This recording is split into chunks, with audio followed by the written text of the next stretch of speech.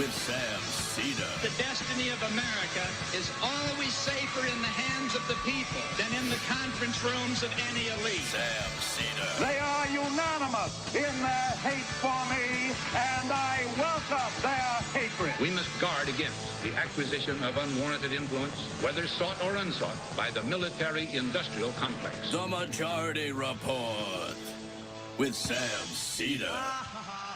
If I get the feeling you've been cheated.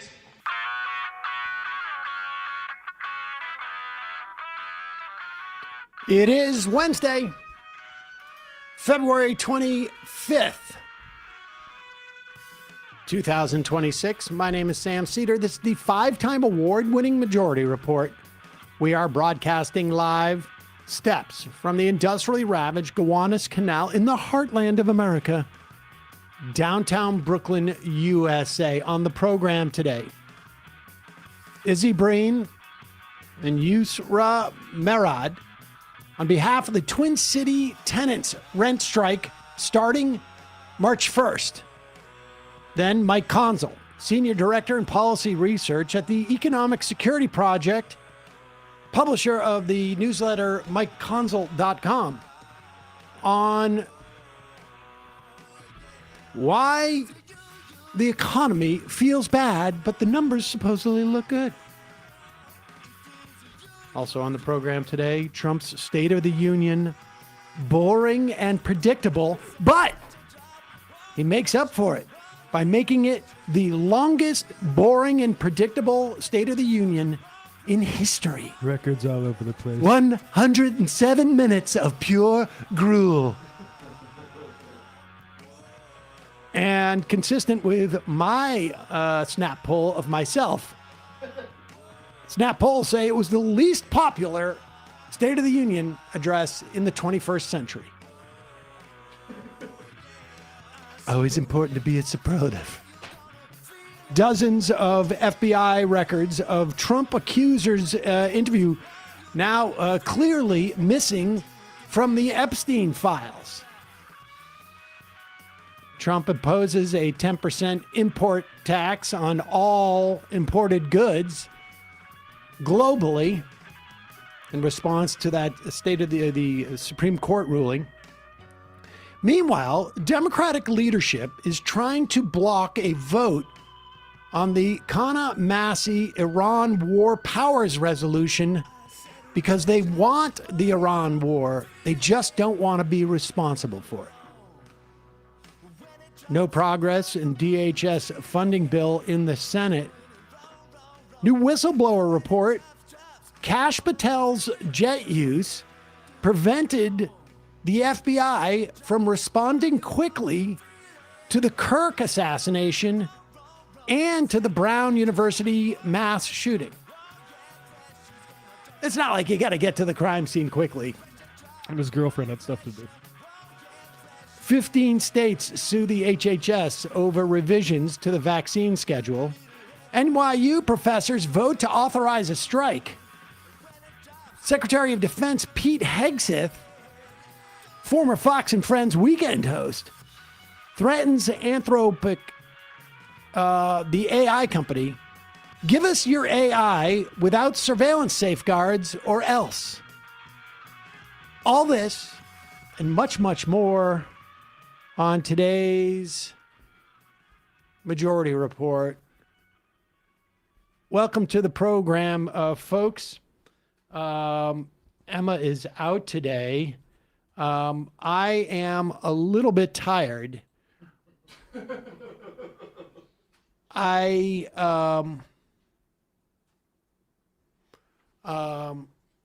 should also mention, someone just IM'd it. I meant to mention this. 2 years ago, to the day, Aaron Bushnell, a 25-year-old U.S. serviceman, lit himself on fire out in front of the Israeli embassy in Washington, D.C. to draw people's attention to the genocide. I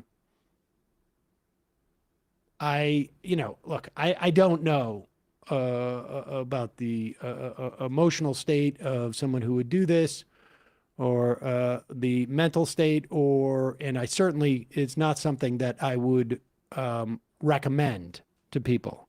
But,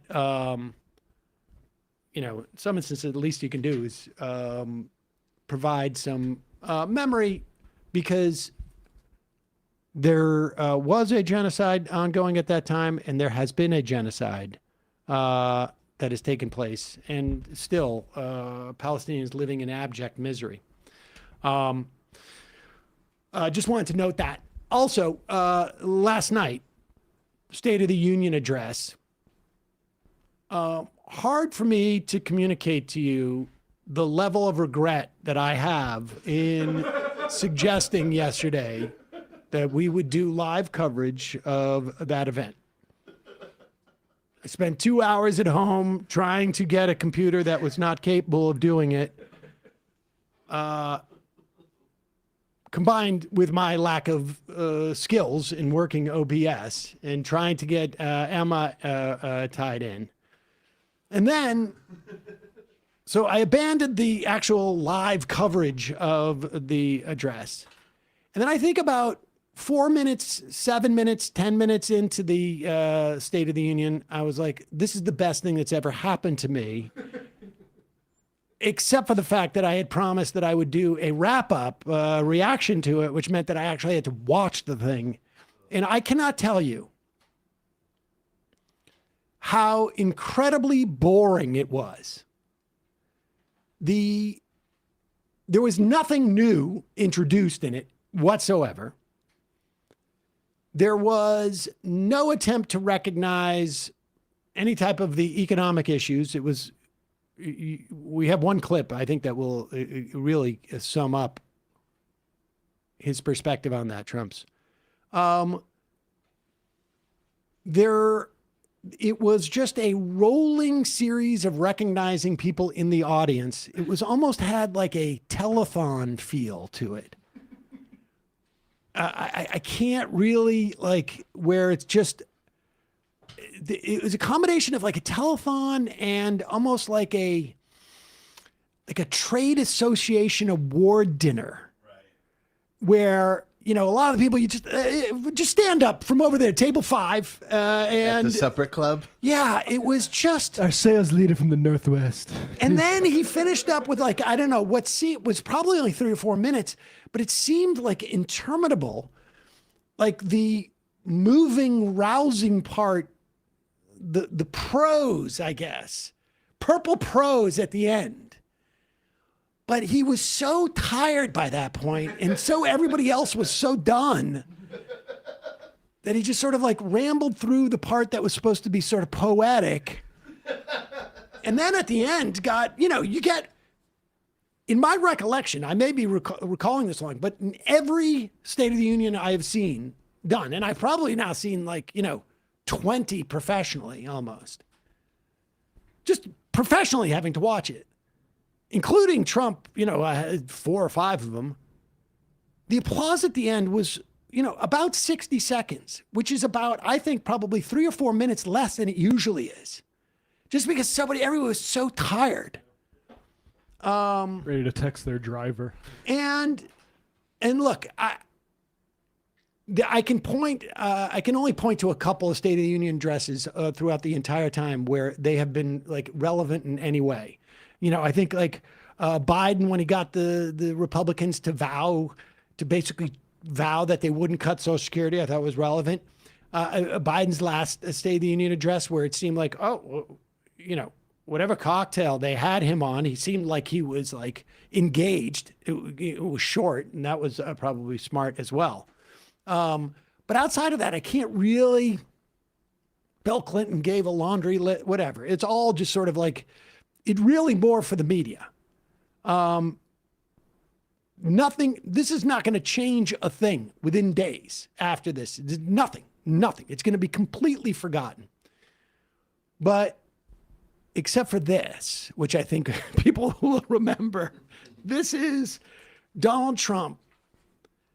And the thing that sticks out for me in this, I want you to just think of particularly with what's missing from the Epstein files, and what's in the Epstein files, I want you to think of just like other scenarios where Donald Trump might be in a situation where he is like trying to convince someone that they're loving stuff, that they're really enjoying it.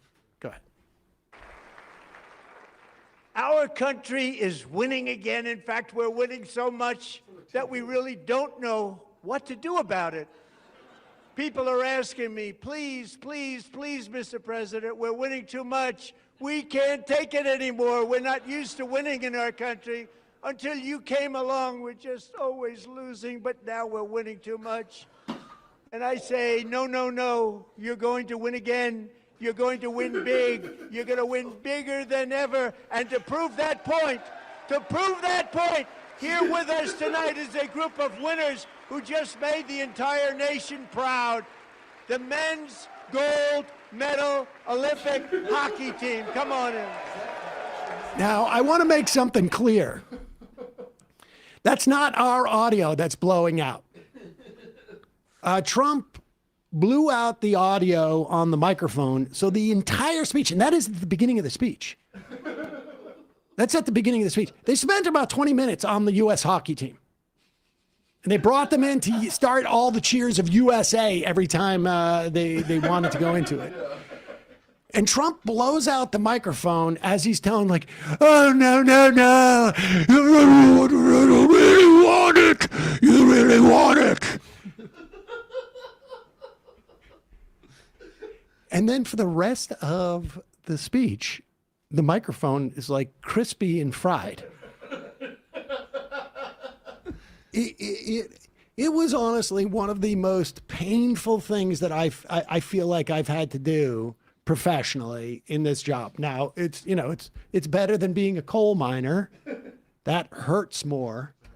And I think I'll be able to recover better than I would from black lung. But it is sort of like being a moderator for Facebook where you have to look at horrible things as part of your job. Exactly. There should be therapy associated with what I just went through last night. But it was really creepy. To give you an example of our policy victories, here's a hockey team, a gold medal winning hockey team. Oh, and then he gave like the highest congressional medal you could give to the goalie. You on the border, sir. Maybe he can make some teeth out of it. The flip side of that, Congressman Al Green held up a sign saying that blacks people are not apes. We'll play that clip later in the program, obviously in reference to Trump posting that video of Obama, Michelle and Barack Obama. But here are two heroes who did not get recognized by the president, Ilhan Omar and Rashida Tlaib, as Donald Trump attacks both sanctuary cities and Somalis in Minneapolis. Here were their responses. That is why I'm also asking you to end deadly sanctuary cities that protect the criminals and enact serious penalties for public officials who block the removal of criminal aliens. In many cases, drug lords, murderers all over our country. They're blocking the removal of these people out of our country, and you should be ashamed of yourself.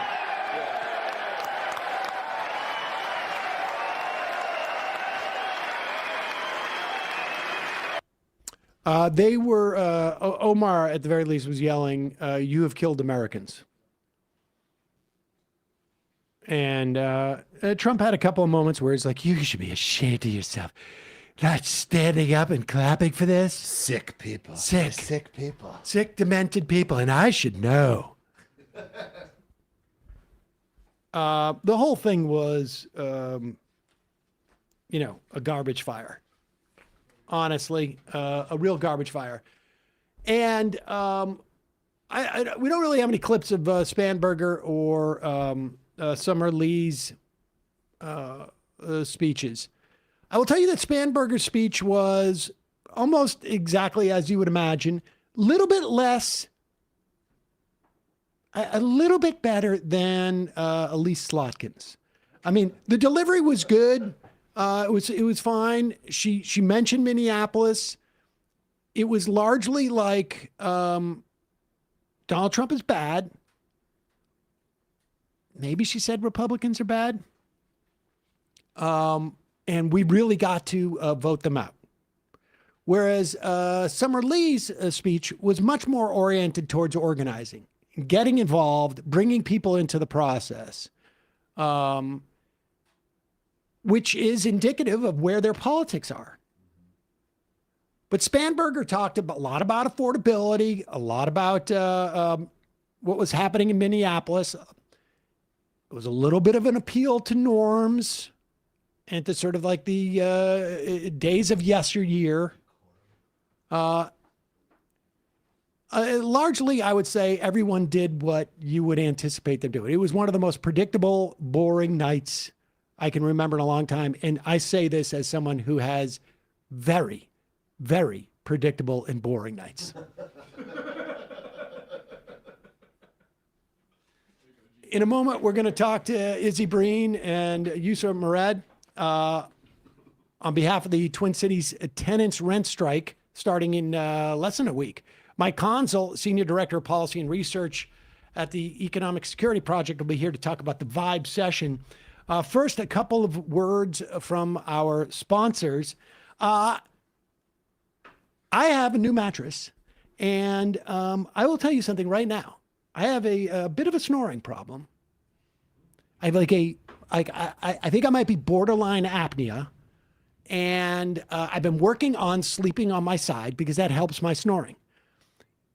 And I needed a mattress that was going to be firm but also soft, that was going to cradle me. I move around a lot. There are times where I sleep with another person in a bed next to me, and I don't want to start anything. Living in sin. But well, we just got to share the bed. One of the problems is I'm a light sleeper, so if they move around, I wake up, and I move around a lot, and so I guess for them too, it's a problem, but not so much. So I got a new mattress. It is a Lisa Original. They got a bunch of different types, Lisa, but this one is an original. It's an all foam king size mattress. Mm-hmm. It takes up 95% of my room, but that's okay. It takes up 95% of my bedroom, but that's okay. I got to get sleep. But here's the big thing. My snore score is down to like 6. It's huge. Check this out. 6 on my snore score. Only 8% of the time I was in bed was I snoring. Do I know it's my Lisa bed? I think it is. Because I've had it for multiple nights. The night before that was a 6 as well. Okay. Well, that was 2 weeks ago. That was before I got the thing. It was at 34. Lisa has a lineup of beautifully crafted mattresses tailored to how you sleep. Each mattress is designed with specific sleep positions and preferences in mind. Like I say, the original, great for side sleepers and back sleepers. From night one, you're going to feel the difference. Premium materials that deliver serious comfort and full body support. Again, no matter how you sleep. Lisa mattresses are meticulously designed and assembled in the USA for exceptional quality. Plus, they back it up with free shipping, easy returns, and a 120-night sleep trial. Lisa has been tested and awarded the best hybrid mattresses by New York Times Wirecutter and is exclusively featured by West Elm as their go-to mattress partner. You should check these out. They have the hybrid, which is like the coils and the foam. They have the straight foam, which is the original. That's the one I have. Lisa isn't just about sleep. It's about impact. They donate thousands of mattresses each year to those in need while partnering with organizations like Clean Hub to help remove harmful plastic waste from our oceans. They are also very, very reasonable for the quality of mattress that they are. Go out, you could spend like $10,000 people spend on mattresses. Go to lisa.com for the spring sale, 20% off mattress, plus get an extra $50 off with promo code majority. This is exclusive from the Majority Report. That's LEESA, Lisa.com, promo code majority for an extended President Day sale, 25% off mattress, plus an extra $50 off. Support the show. Let them know we sent you after checkout in their survey. Lisa.com, promo code majority. That'll be in the podcast and YouTube description. Also, sponsoring today's program, Nutrafol. Now, I know what you're thinking. Before I tried Nutrafol, the idea of like a supplement being able to do this, I didn't want to take a hardcore, an actual drug and deal with any type of side effects. And we had Nutrafol wanted to sponsor the program years and years ago. They sent the stuff. After a while, I ended up trying it. This is after, the sponsorship went away. And I had great results, particularly when it comes to shedding. I mean, I assume my hair is growing. I think that's what happens. Your hair grows, but it's the shedding, the relationship.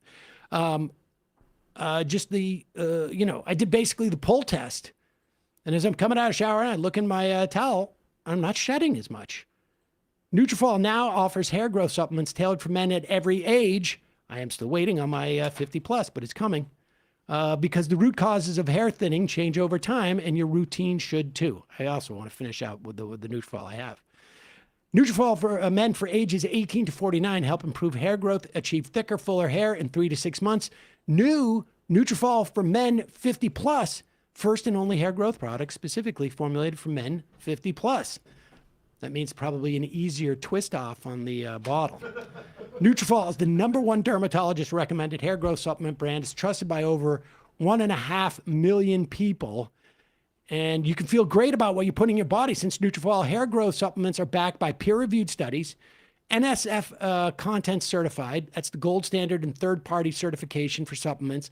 They clinically test their formulations, not just the separate ingredients, but their formulations for efficacy. It's super easy to get Nutrafol. Order online. You don't need a prescription. Automated deliveries, free shipping. Both keep you on track and can save you a chunk of cash. Start Nutrafol today. Make the hat optional. Visit Nutrafol.com. Enter the promo code TMR10, all one word. TMR10, all no spaces, for $10 off your first month subscription and free shipping. Find out why Nutrafol is the best-selling hair growth supplement brand at Nutrafol.com, spelled Nutrafol.com, promo code TMR10, TMR10. That's Nutrafol.com, promo code TMR10. Again, that'll be in the podcast and YouTube descriptions. Quick break. When we come back, Izzy Breen and Yusra Murad on behalf of the Twin Cities tenants rent strike starting in just a week.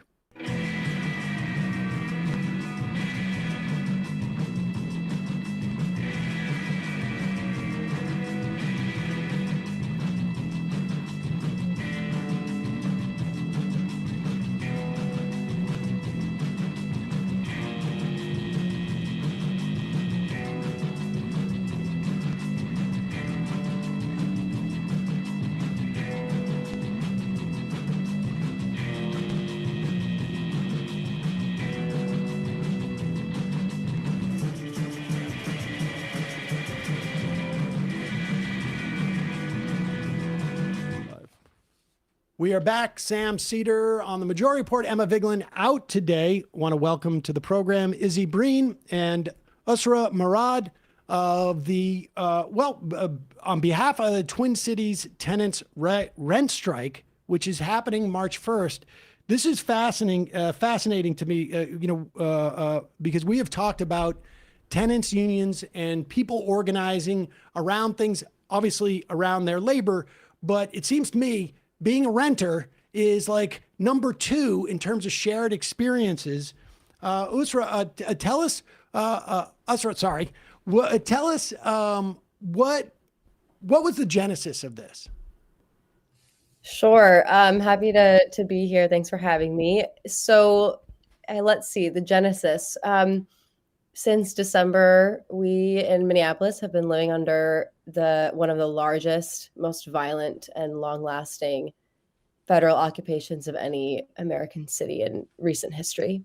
And I think for those of us who are either in the mutual aid space or the tenant organizing space or are in labor unions or neighborhood groups, it became very clear very early on that the housing crisis that was going to be imparted onto our immigrant neighbors by way of this federal occupation would become unwieldy, and it has reached that point. We are now approaching March 1st, which will mark the third month that thousands of our neighbors have not been safe to go to work and are missing work hours, are losing income, and are falling behind on rent and facing the imminent risk of eviction as a direct consequence of the terror that we've experienced in the Twin Cities. And the mobilization and organization toward a potential rent strike on March 1, I think really represents the hunger and readiness among people in Minneapolis to take risks and to take serious action to wield our political power, to compel our elected leaders to step into their power and make decisive decisions toward eviction protections and rent relief that would keep people safe and in their homes and keep families together. So Izzy, that's the ask is of the municipal, maybe state government to step in and provide eviction protection for tenants in a time of crisis. I mean, it almost like, we did this during COVID, right? And I would imagine in the context of Minneapolis, like this is more dramatic in terms of like what the impact, like this catastrophe. It's man-made. It's coming from Washington, but tell us specifically like who the asks are for and exactly what it is that you folks are looking for. Totally. So I think that you hit the nail right on the head when you brought up COVID, Sam. There's asks that and solutions that both the city and state government, as well as the legislature, could do. But your listeners might remember during COVID, not just Minneapolis, a lot of places enacted eviction moratoriums. Part of the sort of the legal regime around that is something called a peacetime state of emergency. That's something that the governor of Minnesota, Tim Walz, can unilaterally enact, and that allows him to do things like enact an eviction moratorium and direct cash relief to renters. So that is one solution here. There's a bill in the state legislature that passed out of the state Senate that would enact a 90-day eviction moratorium and throw $75 million in direct relief to renters. That has real juice in the Senate, but as you probably know, is a non-starter in the state House where Republicans control both the committee and the floor. And then, of course, there's the city. Mayor Jacob Fry has a number of tools at his disposal, as do the city councilors, to provide relief to renters. Jacob also has the ability to enact an eviction moratorium unilaterally. There's a large amount of money in various pots, including a pot that is designated for small businesses, especially in the downtown area, that lost business as a result of the ICE occupation that could be directed towards renters. And then there's a couple of bills that the city council have been working on. For example, City Councilor Robin Wansley has a bill that would extend what's called the pre-eviction notice. That's the time period between when a landlord indicates that they want to evict a tenant and when they can actually start eviction proceedings. That's currently 30 days. Councilwoman Wansley has a bill that would extend that to 90 days. And the city council has signed a number of non-binding resolutions indicating their support for things like an eviction moratorium and cash relief. But that's not the kind of thing that can become law unless it has the support of the mayor. What would be the mechanism, Izzy, for well, I mean, you've talked about the different types of relief, right? We could have a longer moratorium on the eviction, but who's the pool that would be eligible for this? I mean, you know, is it a universal thing within the, I don't know, Minneapolis, St. Paul, or what? Like, is there a limiting principle? Are there definitions to like who could be eligible? Obviously, it's contingent upon what mechanism is used, but broadly, like, who do you want to be eligible? Yeah, absolutely. So I won't get too deep into the technical nitty gritty of the thing. I'm not a lawyer, but I can tell you that depending on which avenue relief takes, whether it comes from the legislature, from the governor, from the mayor's office, or from the city council, requirements can differ a little bit. But the group of people that need the relief are the folks that you sort of mentioned, the people that have been stuck in their homes for the last 8 weeks, that have had eight weeks of lost wages. Many of them have lost their jobs entirely as a result of being forced to stay in their homes. Process-wise, it again depends on the avenue of relief, but typically there's an application process where renters would apply to the government and state their reasons for needing relief. And an eviction moratorium, of course, would be universal. Right. So. I mean, this is not unprecedented. Again, during COVID, we had many mechanisms where you had to establish a certain amount of hardship, depending on what program it was, et cetera, et cetera. That's right. Yes, sir. Tell us about the different coalitions or the different groups that are involved in this coalition, and how many people you anticipate are going to participate in withholding their rent on March 1st. Sure. I mean, eviction moratorium or eviction protections have a enormously broad base of support. And I think part of that is because, in your earlier questions and what Izzy was sharing, in this moment, the folks most targeted or at risk are immigrant households. During the pandemic, it was universal. In a potential future climate crisis, it will be universal. I think we all fundamentally understand and know that when an economic or political shock hits our city, our state, or our country, housing and rent is sort of the first fear.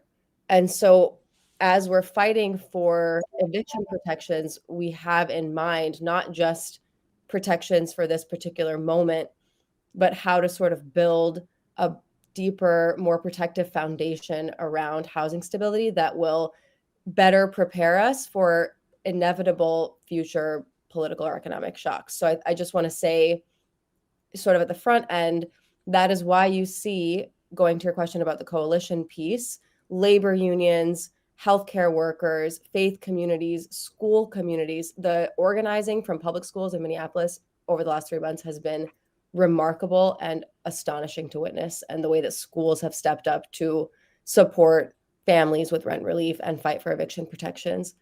Of course, tenant organizations, but also, small businesses that are run by immigrants or primarily serve an immigrant customer base. It's a very wide range of support that we see for rent relief and eviction protections. To your second question on how many people will participate, it's a great question. We have hundreds of people, volunteers, tenants, phone banking, door knocking, speaking to hundreds of their neighbors every single day. We're getting new pledges every day. We're not at a point where we're sharing the exact number, and it's increasing every single day. What I know is I see all around me hundreds of really activated and mobilized tenants and workers talking to everyone that they know and getting the word out about not only a potential rent strike, but also how do we continue building our power as tenants in this city, as neighbors in this city, to really build out a strong network of renters that can fight really hard for what we are going to continue to need in Minneapolis and across the state. The structure thing is fascinating, and it's a great point. In 6 years ago, in 2019, maybe around February 2020, but February 2019, nobody was going to be able to predict that we're going to have a hopefully once in a lifetime pandemic, and then we're going to have hopefully a once in a lifetime invasion of federal thugs to scare people. I mean, that's twice in a decade, not even a decade, half a decade, really.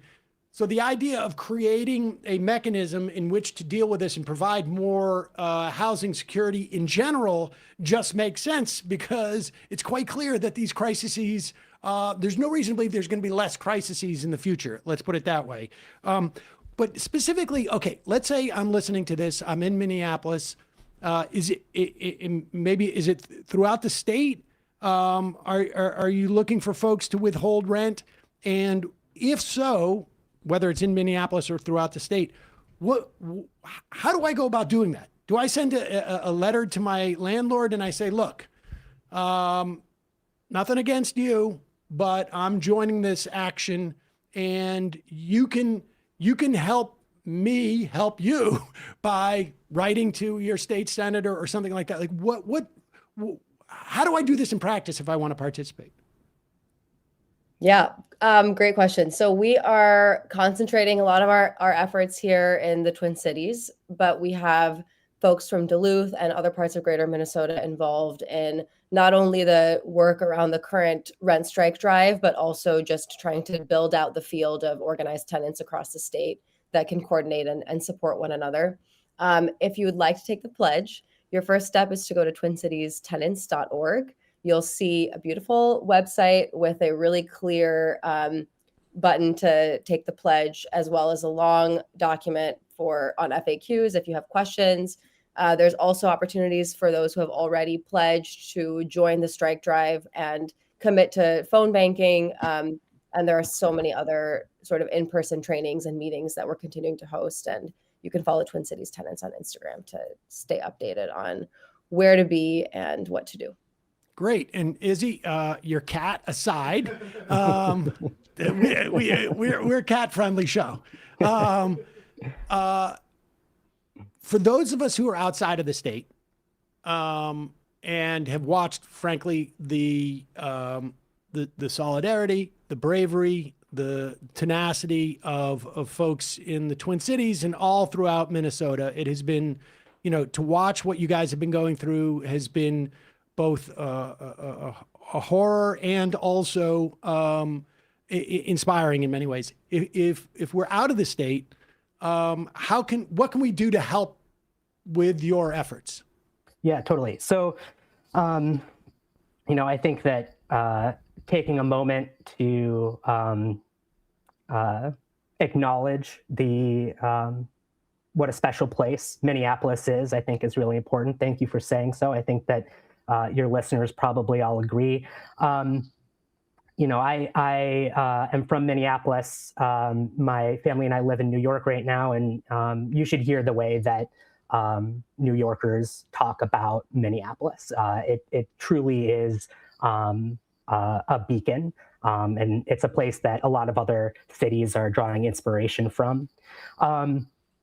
But we do have a lot of support from outside Minnesota as well. Obviously, this is the action is oriented around Minneapolis, but we've got support from all over the country.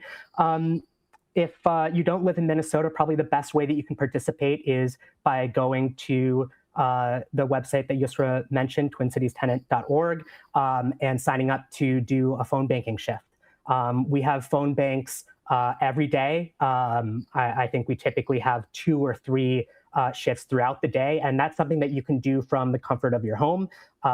You just use your cell phone, you sign up, we give you all the training that you need, and then you make calls. And, I'll share that the stories that we get from our phone bankers are astonishing.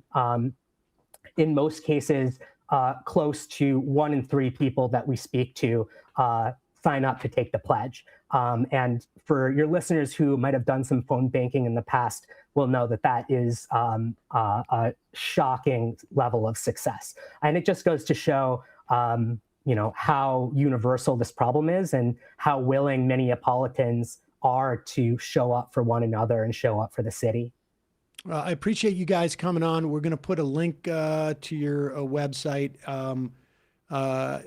Again, you guys have been really inspirational for people around the country, the way that Minnesotans and Twin Cineites have responded.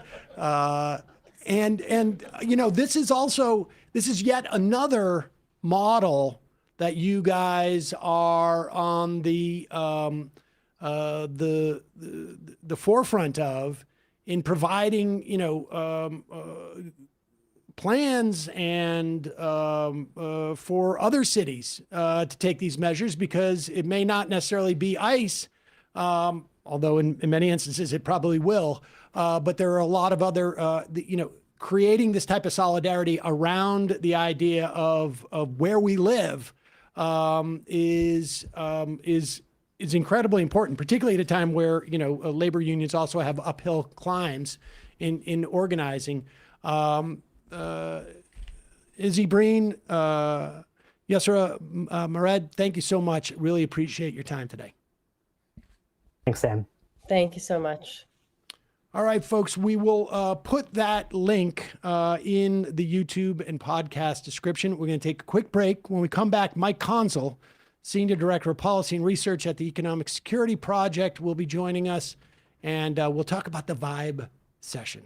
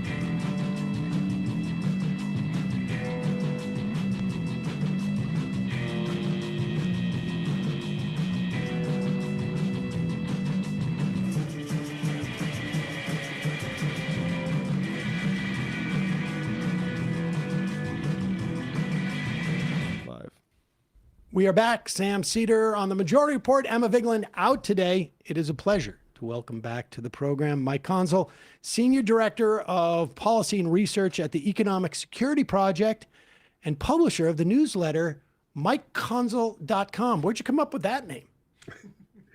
All the other ones were taken. There you go. Mike, thanks so much for joining us. You wrote a great piece on, I should say, I'm a regular reader of yours. You wrote a great piece on affordability and the vibe session. Really starting during the tail end of the Biden administration, the Biden people were touting their economy. People were not feeling their economy. Now, of course, there's also certain partisan bias, but people across the board were not feeling it. And yet all of the sort of traditional numbers that have been used to measure economic health in the past were at odds with the way that people were self-reporting what the economy was doing. And you take a whack at that. just fill out what that sort of dilemma, I guess, or that question that when people talk about the vibe session. Yeah. And just to give a little bit more context on it, during the peak of inflation, when prices went up about 10% very quickly from 21 to 2022, people kind of understood why people were upset about the economy then. But even as inflation came down, people were still upset. And going into the last year with the Trump administration, people actually got more upset about the economy. You see it in many different ways of polling it. Some of the consumer sentiment stuff, because it's an economic indicator, actually goes back decades and really well standardized data. And people are really upset. They're upset at the financial crisis of 2008 levels. And so there's a lot of different explanations for this. And crucially, I think into this vacuum is a lot of focus on affordability politics. It's Mamdani's campaign. A lot of different electeds are saying in different ways. It's really in the election. You have President Trump saying it's a made-up Democrat word because I think he knows he's vulnerable on it, and it's a tough thing to answer. And in the background of this, there's some Democratic consultants, some different people making different arguments. I'm responding to the writer Matt Iglesias, who makes this argument. Many other people do as well, not to pick on Matt. Basically saying people are kind of confused. We can pick on Matt, but that's okay. We can pick on Matt. Hello, Matt. And people are kind of confused. Like the prices went up, the wages and income went up, and they don't really feel their income's going up the same way. They just see the higher price, even though everything's more expensive, including their wages and their incomes. And so they're just kind of fundamentally confused. And that's actually really difficult politics because you can't address it. And what I want to do in that piece, having thought a lot about this, I worked in the Biden administration towards the end of it, and having followed the inflation debates, kind of give a high level overview of why it's legitimate people are upset. And I know that sounds really stupid to be of course people are upset, look around. But even when you're in this kind of econ echo chamber, even when you're dealing with just the economics of it, there's a lot of things that have happened recently in the last 5 to 10 years that I think make people really upset about the economy, even if unemployment is low, even if the economy is growing. All right, great. So let's go through some of those ideas. You start by giving a graphic of the real median household income, which has gone up. I mean, it had obviously, COVID notwithstanding, it was climbing up. It took a while to recover from 2008, and it was slow going. That's a separate story about the Obama administration and the now disgraced Larry Summers. I would argue then he was also a little bit disgraceful, but more, I think, conventionally perceived as disgraced, arguing against a bigger stimulus. And so a lot of people argue that the lack of a stimulus and the lack of providing direct relief to homeowners slowed the recovery. But the recovery happens. Wages are real median household income goes up. And you say there are two stories that sort of explain this. One is the money illusion story. What is that? Yeah. And as a reminder, Larry Summers also said for inflation, the Federal Reserve should bring unemployment to 10% to bring inflation down, because that's the only way you're going to actually get it down. It, of course, came down with unemployment basically not going up very much at all. So got it wrong on both ends, as many people did. But yes. He also didn't know how to pick up girls, apparently, too. But that's a side story. Was right. He's that very uncomfortable person on every group chain, except with some very bad people in that case. That's a whole other story. So the money illusion is kind of like the Iglesias story. It's kind of it's what a lot of economists are saying behind the scenes, is that people are kind of just confused about inflation. That's a very complicated thing. And, prices went up, their incomes went up, and they're not actually worse off. Their wages went up. If they're on Social Security is adjusted for inflation. And so what are they actually complaining about? And I bring up a couple different things. One is that the price of essentials went up a lot more. And I think this is often missed. When you look at different things that went up a different amount, some things went up a lot very quickly at the beginning of the pandemic. The price of cars, if you remember 2021, the price of cars went up quite a bit because they essentially just ran out of cars. There weren't semiconductors to make more. They had shut down production under the lockdowns. And so a lot of things you basically just ran out of. But as time went on, the price pressures were building in a lot of different places that may not be as intuitive to everyone. One is obviously housing, which I think everyone feels in a very important sense, but housing, which was already running pretty high in 2019 and would have been a major stressor on a lot of people, even if the lockdowns and COVID never happened, skyrocketed, right? And, that's some of it, most of it's just there's not enough housing. A lot of it is people moved around because they could work from home. So they bought bigger homes and put a lot of price pressure in places that didn't necessarily have a lot of influx. But so housing's really high, and housing you can't really not live, right? I mean, people do, unfortunately, but like housing is a real stressor on every day's people's lives. And that doesn't just kind of wash out because some other things are cheaper, and on average, it's about the same. Food is a lot more expensive. Groceries are obviously, eating out is even more expensive than groceries, as you imagine. And so one thing is that, real wages might have kept up, inflation might not have increased as much as incomes did, but for some of the things that people really depend on, especially working people or people without not a lot of savings or not a lot of high incomes, those essentials ran a lot higher. And crucially, and this is from the econ point of view, and you can walk through the math on my website, they spend more of their budget on it, even though it costs more, which is a kind of very textbook, if you do the calculus of economics, that's people really suffering. That's like, they're not making that up. They're not confused. They're spending more to get less of things that they need to survive. And right there, I think that's more than enough. And it doesn't surprise me that all the candidates who are smart on this stuff are focusing on housing, and they're focusing on food, and they're focusing on healthcare, which also went up more because those are the things that are driving people's insecurities. They tell us that, and it's unfortunately that there's this whole apparatus that also needs someone to like do the numbers to prove it, but it's true. People are right to be upset.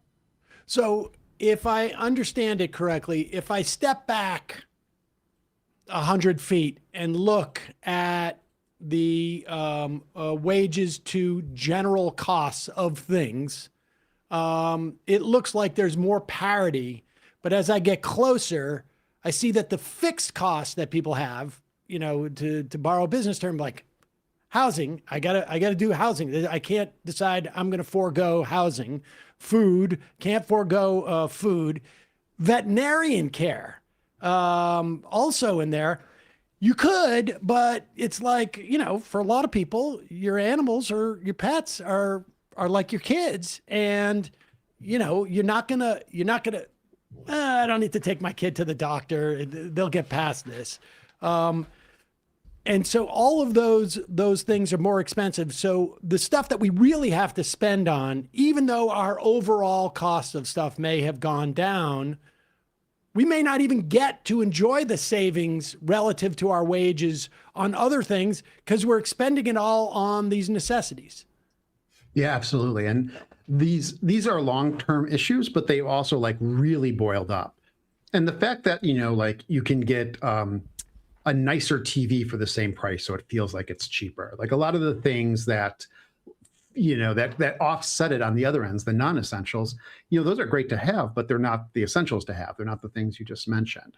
In addition, I talked through some other reasons that people, there's been a lot of polling on this, like really sophisticated polling outside of like the partisan world, or just trying to get like the political take on it, but trying to like a lot of economists really, really want to understand how people react to inflation because it's a very important question for them. And I think we haven't had inflation like this in several generations. Thankfully, the large part of it's over. And obviously, President Trump is doing certain things that are probably going to make it a little bit worse next year or this year. But to go back, people are really looking at what people often say when they're focusing in on the reasons. It makes it hard to plan, right? If prices are going up, it's harder for me to figure out when I'm going to get a home or how I'm going to have a family or how am I going to start a business. And those kinds of insecurity and that kind of uncertainty, I think that's really important for people. And I think it often gets missed. And even as the height of inflation is behind us a few years, the fact that it's gotten a little bit worse this year, and we can talk a little bit about why consumer sentiment got a lot worse under Trump in a way that kind of even surprised me. It had gotten a little bit better towards the end of the Biden administration, and I expected it for a variety of partisan and just turning the corner reasons for it to pick a lot back up under Trump, but it's gotten a lot worse. And I think it's because a lot of that uncertainty about how do I plan my life, what's going to happen next to me, what's going to happen to my family, what is my economic fate in the near future, has gotten worse for really legitimate reasons under President Trump. Let's talk about, I'm also curious, and I do want to get to that consumer sentiment, and maybe this is part of it. I don't know. But it occurs to me as I'm looking at these things that, I go out and I buy a TV. I don't know. I mean, at this rate, like once every 5 or 10 years, like I'm a little slow but I'm paying my my car insurance on a regular basis. I'm paying my rent on a regular basis. I'm going to the vet with some regularity for my cat. I'm all of this, my energy services, I'm paying every month. Like, how does that implicate things? The idea that, like, you know, stuff that is a regular expense that I can't put off, or that like doesn't allow me to create savings. You know, it's like one thing if these monthly expenses are less, I create the savings and I decide at the end of the year, I'm going to buy a sweet TV. And even though the TV is like 25% more expensive than it would be, like, you know, in my, you know, a counterfactual world, I have more control because, like, I've saved up this money and I've decided to splurge, and I have the confidence that I can save up this money to go buy a nice TV or whatever it is. How much do you think that impacts it, or no? I think the inability to save comes up. It comes up in surveys. It follows from this essentials argument that, you know, the kind of fixed costs, as you mentioned, that there are certain things you have to pay for every month, and you have very little ability to substitute out of it. And even then, it's quite painful for you if you have to, like, eat much worse food than you would have otherwise, or, you know, not, you know, delay healthcare or veterinarian care for a loved one or a pet.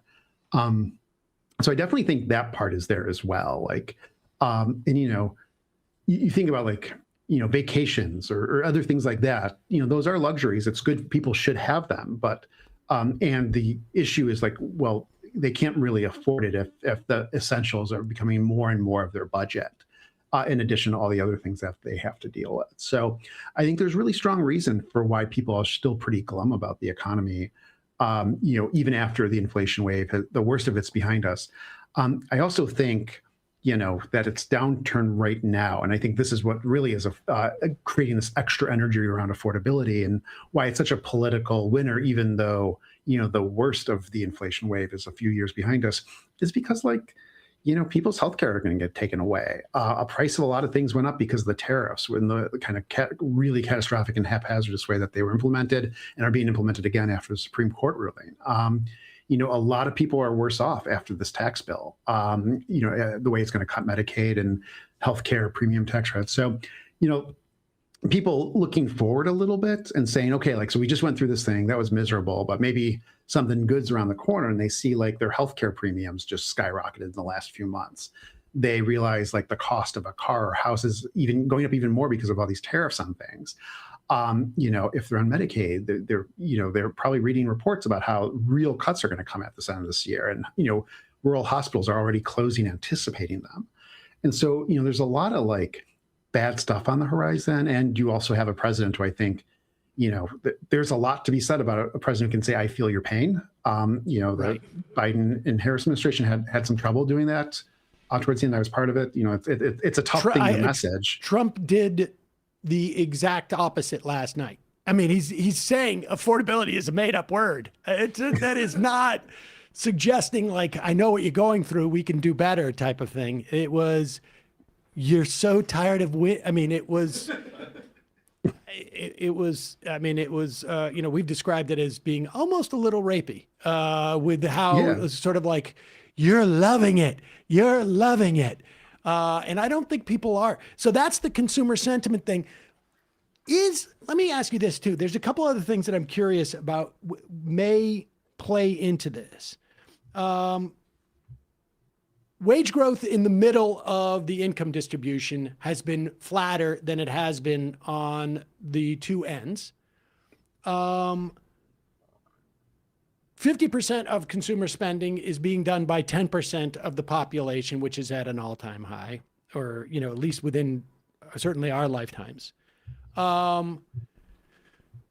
People over the age of 50 are also spending much more than people under the age of 50 relative to the past. Part of that is because it's such the baby boomers are such a big generation, but also part of it is, like, they're hanging on to their wealth. And Trump has even mentioned this in terms of, like, people's housing. the incumbent wants people to feel like their housing has increased in value, and the challenger wants, housing to be cheaper. How much of that is also sort of like skewing or translating into the sort of like political movement behind affordability? Like, it just seems to me that if you're 30 or 40 or upper 20s, you are fundamentally, just statistically, doing worse than you would have 20 years ago or 30 years ago. But you are the people who are defining the culture, and you are the people who can come out and create political movements. Those of us over 50, we're getting a little tired, and so it's not the same. Are we watching like wealth inequality and all these different types of inequality create a more concentrated version of dissatisfaction? Yeah, and you can see it in a couple different places. So like, a lot of numbers there. The K-shaped economy is one can debate it specifically, but we do see the saving rates going down to maintain consumption. So like, people are starting to run out of savings, starting to run out of gas. The thing was like, in the Biden years, everyone hated the economy, but they kept spending. And so the economy kept growing. In the Trump years, they hate the economy again. And now they're starting to run out of steam. We see it in the savings rate in this last number. Like people are just kind of starting to get exhausted of it. They can't keep it up anymore. One big thing that jumps out at me when I look at the economy is there's essentially two unemployment rates. There's the unemployment rate for people above 25 and people below 25, maybe like 26, 27. And the one above 27 is like fine. The one below 27 is really bad. It's not like a recession. It's not the Great Recession, but it's like a bad number. And this gets lost because you just hear the one number, you just hear like the aggregate, how is it doing? But if you're a younger person, especially if you're under 30, if you're under 26, like it is a very hard labor market. It takes you a lot longer to find a job. When you're looking, it takes, you can send out a ton of resumes and not get any responses on it. And, especially for those with a college education, their labor market situation isn't as bad as people without one, but it's still a lot worse than it would have been 5 or 10 years ago. And so I think, as you said, like young people, like that's a really harsh economy. The same kind of divide happens with homeowners, right? If you got a home by 2020, if you kind of sat down in that game of musical chairs, you're sitting on a lot of home price appreciation probably. You probably locked in a really low interest rates, probably lower than what you can rent for in your community. Depending on the house, but for people who are on the opposite side of that, especially, which is also younger people who are facing tougher labor markets, it's a really brutal housing market, right? Rents are up dramatically. It's very hard for you to imagine how you could build up enough to get a down payment. That's another thing we talk about is the way inflation makes it a lot harder to access the housing market and buy a home for a variety of reasons. So like that insider outsider economy thing dynamic, I think strikes me as very real and a very accurate way of describing some of the discontent people are feeling. And so in addition to sort of like, I guess the steps are, you want to reevaluate the signals the economy is giving us so that people take people's pain in the economy seriously. And so that then theoretically the next step would be addressing it, not just in a rhetorical fashion, but actually from a policy standpoint. What is your sense of like some of the bigger policy, like are people developing these policies? Like how far are they getting into the bloodstream? And in terms of being addressed in some fashion? Yeah, like at the peak of inflation, I understand why everyone was like, okay, this will be gone in a little bit. After inflation, I understand why people were often Democratic consultants and other people and pundits. And I probably said some things I'm embarrassed by now in 2023. It was like, yeah, we'll get over it. Like it's just, people are getting adjusted to this new reality. By 24, it was obviously wrong. And it was very hard to find a message around it. I'm surprised, but not surprised that the Trump administration has been blindsided by this. That's something we can imagine. They walked in day one and just did some things a little bit smarter, and that's just not in their DNA. It's not who they are. So, doing the tariffs a little bit more targeted, they can still do their MAGA stuff, but like like picking a few countries to try to annex instead of trying to annex half the hemisphere. Things like that. I'm kind of surprised that it's not better attuned to where people are. You talk about policy development, like,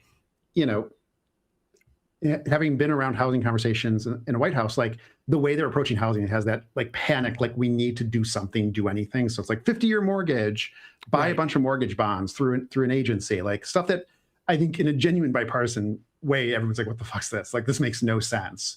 And just reeks of like someone scrambling to figure out what they're doing. And the fact that they're not retooling on anything, on the ICE raids, which I think are going to really start to show up in people's prices this year, is, a lot of construction and agriculture and other industries are being really disrupted outside the pure humanitarian crisis of the concentration camp network that they're trying to build right now. Like, it's going to start impacting everyone a lot more than it has already. And so the fact that they're not, changing course at all is really, really, again, surprising, but not surprising given what they are. Where is the policy innovation coming from? Right now, I think this year is like Trump is bad, and that's the kind of focus for a lot of people, and that makes sense. I think people are starting to think ahead. I'm really excited about everything they're trying to do on housing in New York with Mamdani's campaign. I think they have a lot of really smart and interesting people on housing. They're trying to do a lot of different things, from thinking through rent control to working with developers to trying to expand supply, and it's going to be a real experiment, I think. And I think the lessons there will be very helpful going into 2028. There's some stuff moving through the House and Senate on housing. I think it's an important first step. I don't think it's the last step by any means, and we need to be thinking more about how we can build more housing both on the public side and the private side, and also just make it easier for people to get housing. So like there's some innovation happening there, and I think there's going to be more. And healthcare, we kind of know what we have to do. We just got to do it. And what that looks like in 2 years, we'll find out more. But like, we know, like, other countries figure out healthcare. We have not. We know a single-payer healthcare system is going to save us money. I mean, everybody knows it. It's just a question of a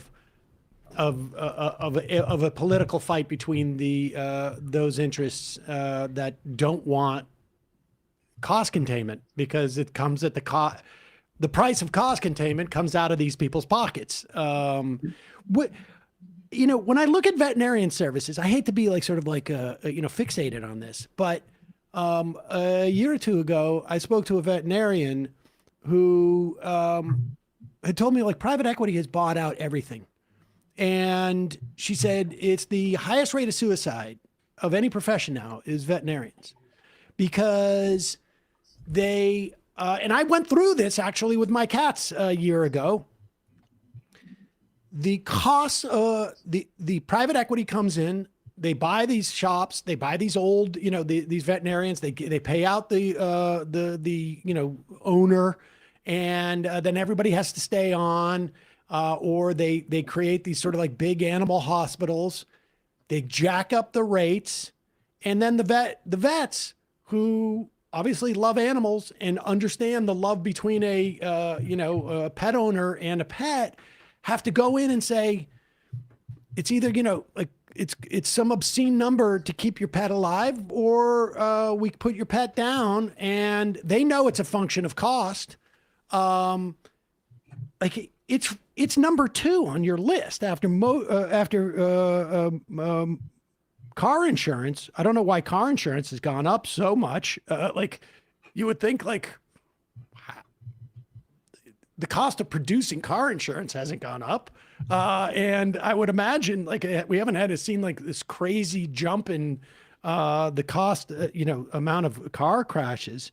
Maybe it's just the cost of cars have gone up so much that to replace the car, I guess that's what it is. But there's no reason why vet services should have gone up by 50% over the course of 6 years, except for private equity. And is there anybody out there talking about like the implication? Because this is happening in everything. Private equity is buying everything. Is anybody talking about this as a policy question? Yeah, it's not just vets, right? Dentists have this issue as well. You hear constantly people like, and these are really hospitals. Like, hospitals. Tons of hospitals. And the big one, I think a really scary one, is nursing homes, where there's been like really controlled studies, like really good studies that find like elderly people die when nursing homes are taken over by private equity because they just cut services to the bone. jack up rates, and then these And are not places that are. You can't measure the suffering. Yeah. That's the thing is when they cut stuff that ends up costing people's lives, it's because they're cutting stuff across the board that just makes their lives less fulfilling and tolerable in many respects. Yeah. And so I actually think this is a real crisis at this point. And so our friends at American Economic Liberties Project, AELP, you can check them out online. They have a lot of materials on this. They're really focused on it. And this is stuff where some concerned citizens at the state and local level, because a lot of this stuff is a lot of nursing homes, car insurance. Well, a lot of these stuff is regulated at the state and local level. And that's stuff where, I think you could try to make, at least kick up some shit, because I think it really needs it. Because I think the feds are going to be a real laggard on this stuff. Mike, I really appreciate your time today and walking us through this. I don't anticipate the Trump administration doing anything, but it would be, they are honestly the least competent fascists that I think have been around. It is one of their sort of hallmarks, it seems to me. But I would like to see Democratic politicians, and I guess Mamdani is providing sort of like a template, and we will see what things work in New York City. And I imagine in many respects, despite the fact that New York is unique in many ways, things that work in New York can be applied relatively easier to other cities because you're really scaling them down as opposed to scaling them up. Yeah, exactly. And, I think there might be a view, especially maybe among people who are older and less connected, who lived in their homes for a very long time and aren't really thinking about it, or just see how much their home prices is worth and not thinking about any other consequences of that, who aren't aware that problems we once associated with New York or Washington, D.C. or L.A., or San Francisco, really expensive urban cores. That problem is everywhere now. It's in the exurbs. It's in medium-sized cities. It's a huge problem in the Midwest. A lot of reasons for that. We just haven't built enough homes. People are moving to different places now. So people being priced out of San Francisco moves them to Montana, which drives up prices pretty aggressively. A million other things. But those problems aren't going away, and they're no longer isolated to a handful of blue areas. They're a problem for everyone, even more so. Mike Konczal, Senior Director of Policy and Research at the Economic Security Project, also publisher of the newsletter Mike Konczal at MikeKonczal.com. I should also just add, while we were on, I got an alert from the New York Times, Lawrence Summers to resign from Harvard as the university reviews his Epstein ties. Just to what's that thing where you envision it and it happens? What's that called? Manifesting. Manifesting. There Yes. you go. Well, there you go. It provided a nice sort of narrative arc to the interview. Mike, always a pleasure. Thanks for joining us. Thanks for having me on. Take care. All right, folks, that's it for us, at least in the free half. And now we head to the fun half. I will not be here for the fun half because I have to give a veterinarian $40,000 to clean my dog's teeth. There you go. Brian will be leaving us. He's going to his Larry Summers resigning party. The Dow. Remember the Dow, Brian, before you complain about stuff like that. Oh, yeah, you're right. Yes, the Dow is over 50,000. I'm pretty sure it dipped back down below, but, I don't know. I don't know. It's because of your attitude. I'm surprised. I don't know why you're laughing. Brian's economic sentiment is actually tanking the economy right now. Folks, it's your support that makes this show possible. You can become a member at jointhemajority.report.com. When you do, you not only get the free show free of commercials, you get the fun half. And perhaps even more importantly, you keep this show surviving and thriving, as we say very often around the office. It's our members that keep this show afloat. You can become a member at jointhemajority.report.com. You can also IM us when you become a member. Matt, and justcoffee.coop, fair trade coffee, hot chocolate. Use the coupon code majority, get 10% off. Matt, what's happening in the Matt Leckian media universe. Yeah, first last Friday on the Jacobin Show, we had Cornel West on the program. And yesterday on Left Reckoning, Daniel Bessner on to talk about Cold War liberalism. And we talked about the Tallarico-Crockett primary coming to a close. Go out and vote if you're in Texas, folks. Yeah, we're a week away. See you in the fun half. 3 months from now, 6 months from now, 9 months from now. And I don't think it's going to be the same as it looks like in 6 months from now. And I don't know if it's necessarily going to be better 6 months from now than it is 3 months from now. But I think around 18 months out, we're going to look back and go like, wow. What? What is that going on? It's nuts. Wait a second. Hold on for a second. Emma, welcome to the program. Hey. Matt. What is up, everyone? Nomi Key. You did it.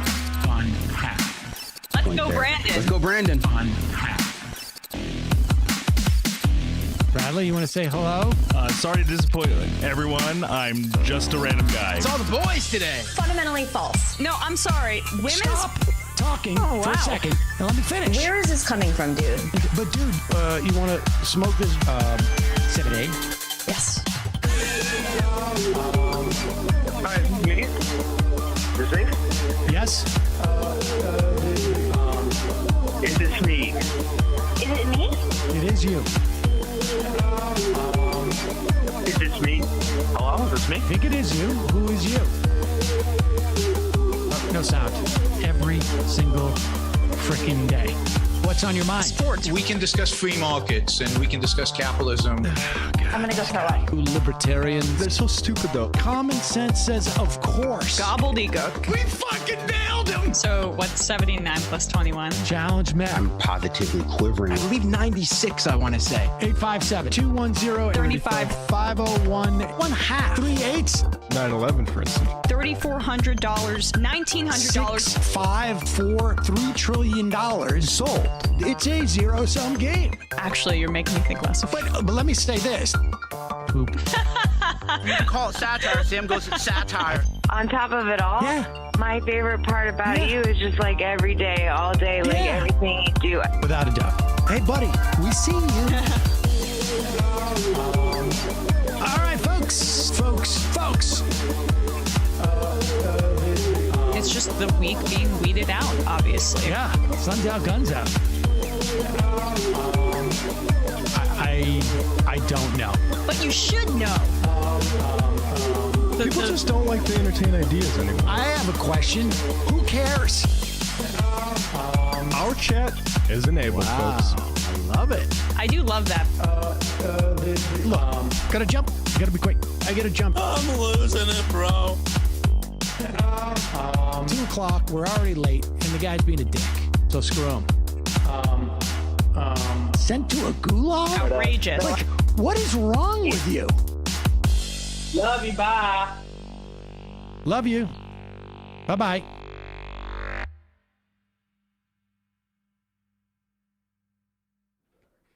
We are back. Ladies and gentlemen, it's Sam Seder on the fun half. You can IM the show. You can call the show. I got to tell you, I had to restart my computer. And so if you IM'd, I lost the IM. But now I can read your IMs. We are back on that. And the number is 646-257-3920. 646-257-3920 is the number. We will take your phone calls and read your IMs. Uday Kuse Lutnick, Alaskan State Senator George Rauscher's chief of staff, was arrested Friday for possession of CSAM, human trafficking, and other charges. He's the chair of the Young Republicans, and a kid himself, being 36 years old. Just a kid. Oh, yes. His boss runs the prison ministry or caucus and will go to prison with the people he work at the Capitol. I wonder if he'll be seeing his former chief of staff there. These young Republican groups, don't let your kids go to those, would be my advice. And if you feel like I'm being extreme in that judgment, Google Anton Lazaro in Minnesota, who also basically used one of these groups and one of the girls there to procure underage girls for himself. He was in prison. Oh, he was also the source for Tucker Carlson saying that Ilhan Omar married her brother. Oh, really?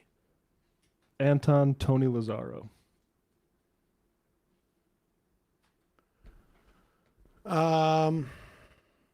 We will get to your phone calls in a moment. Bear with us, ladies and gentlemen. A little Van Jones appetizer. Yeah.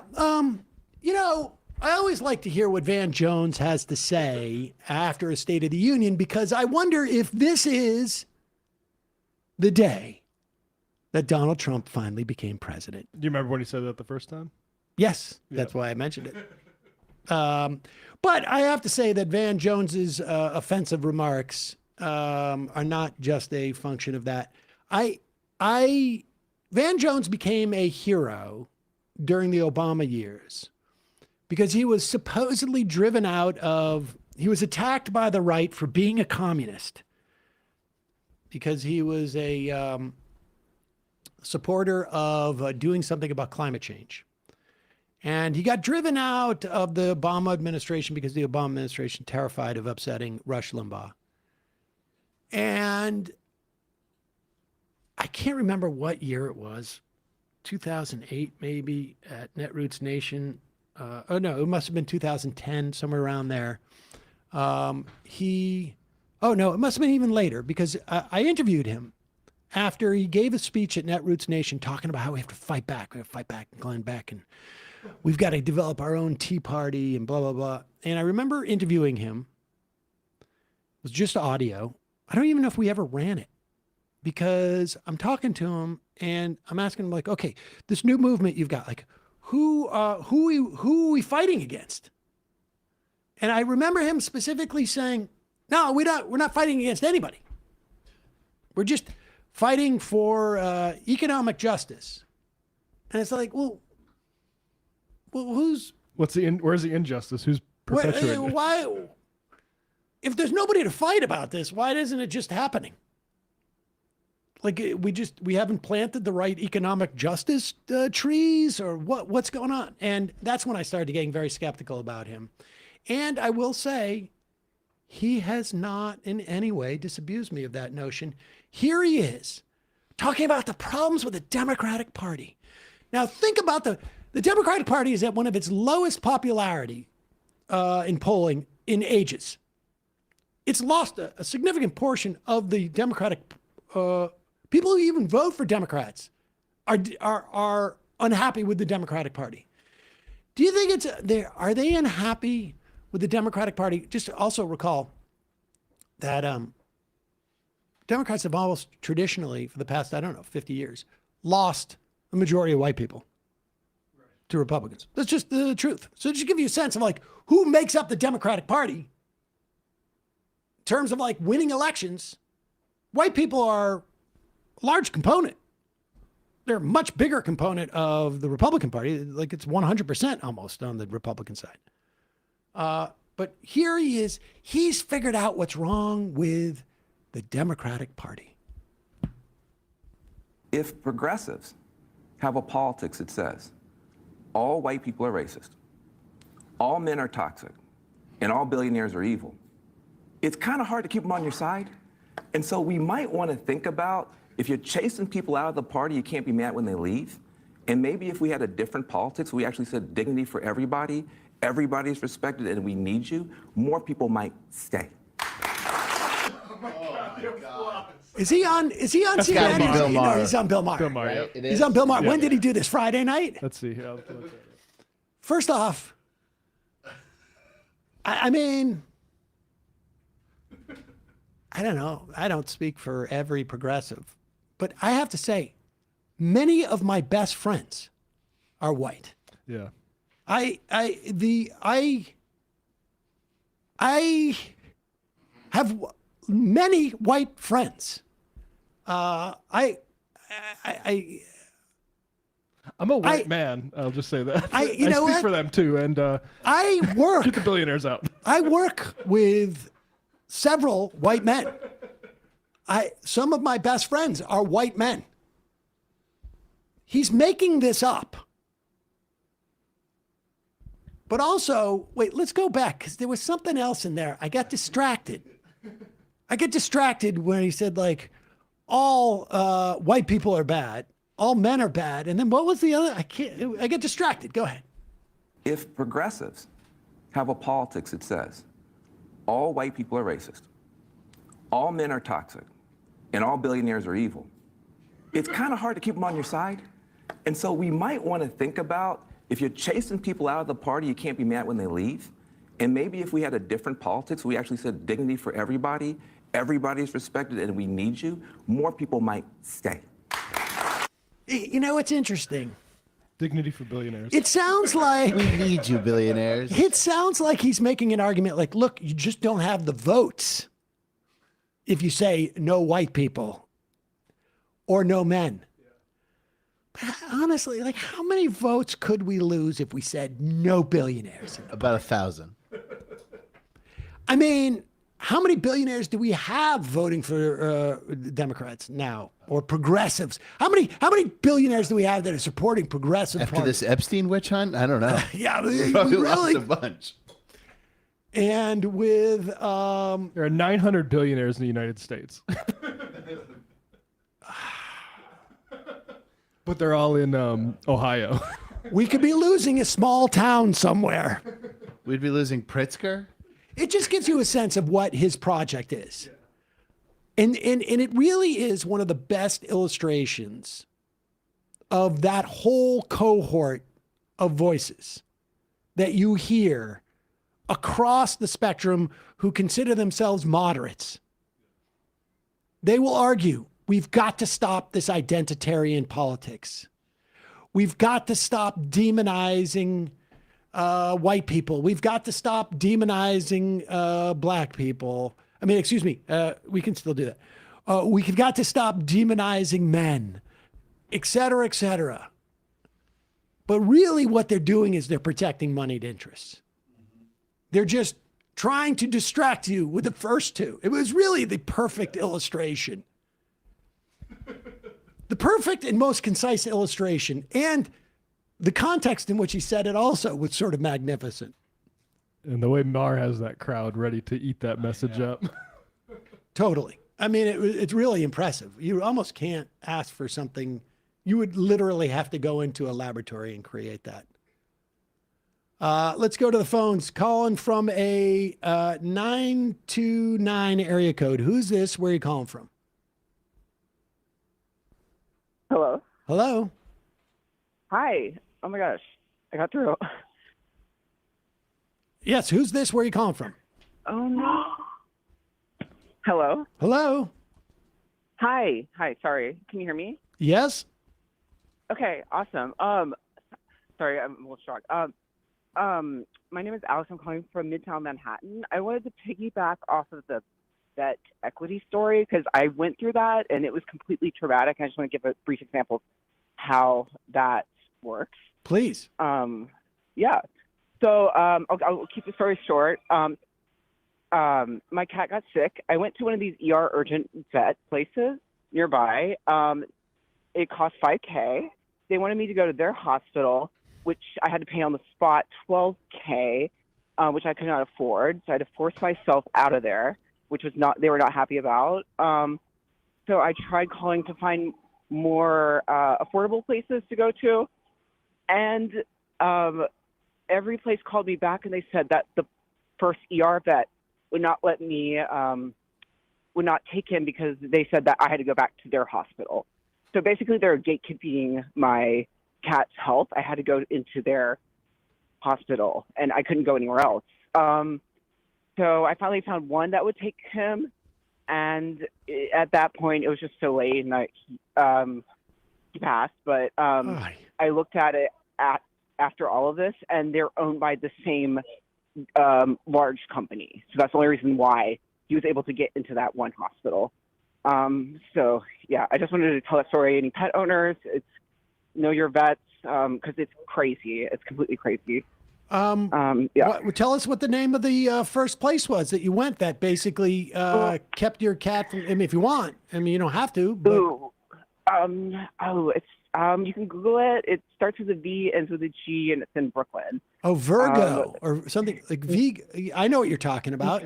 Yeah, that it was insane. But even like, and I looked at the parent company, and it's just the only reason I could get to the hospital is because they were owned by the same people, and I could not take him to any other place. And you couldn't take him to another place because they would call that doctor, the other place would call that original doctor, and they would say, don't admit him? Yes, he has to go back to the Verge place. So they're gatekeeping it. Insane. And I called like 6 hospitals, and they all said the same exact thing. They were like, he has to go back to the first place, the ER bed. So they're just gatekeeping it, and I found places that were like half the price that they were telling me, but they didn't care. Oy, sorry about that. There's a website called privateequityvet.org, and you can search to figure out if the vet is owned by private equity or not. Oh, that's a cool site. Okay. All right. Appreciate the call. Thank you. Appreciate it. All right.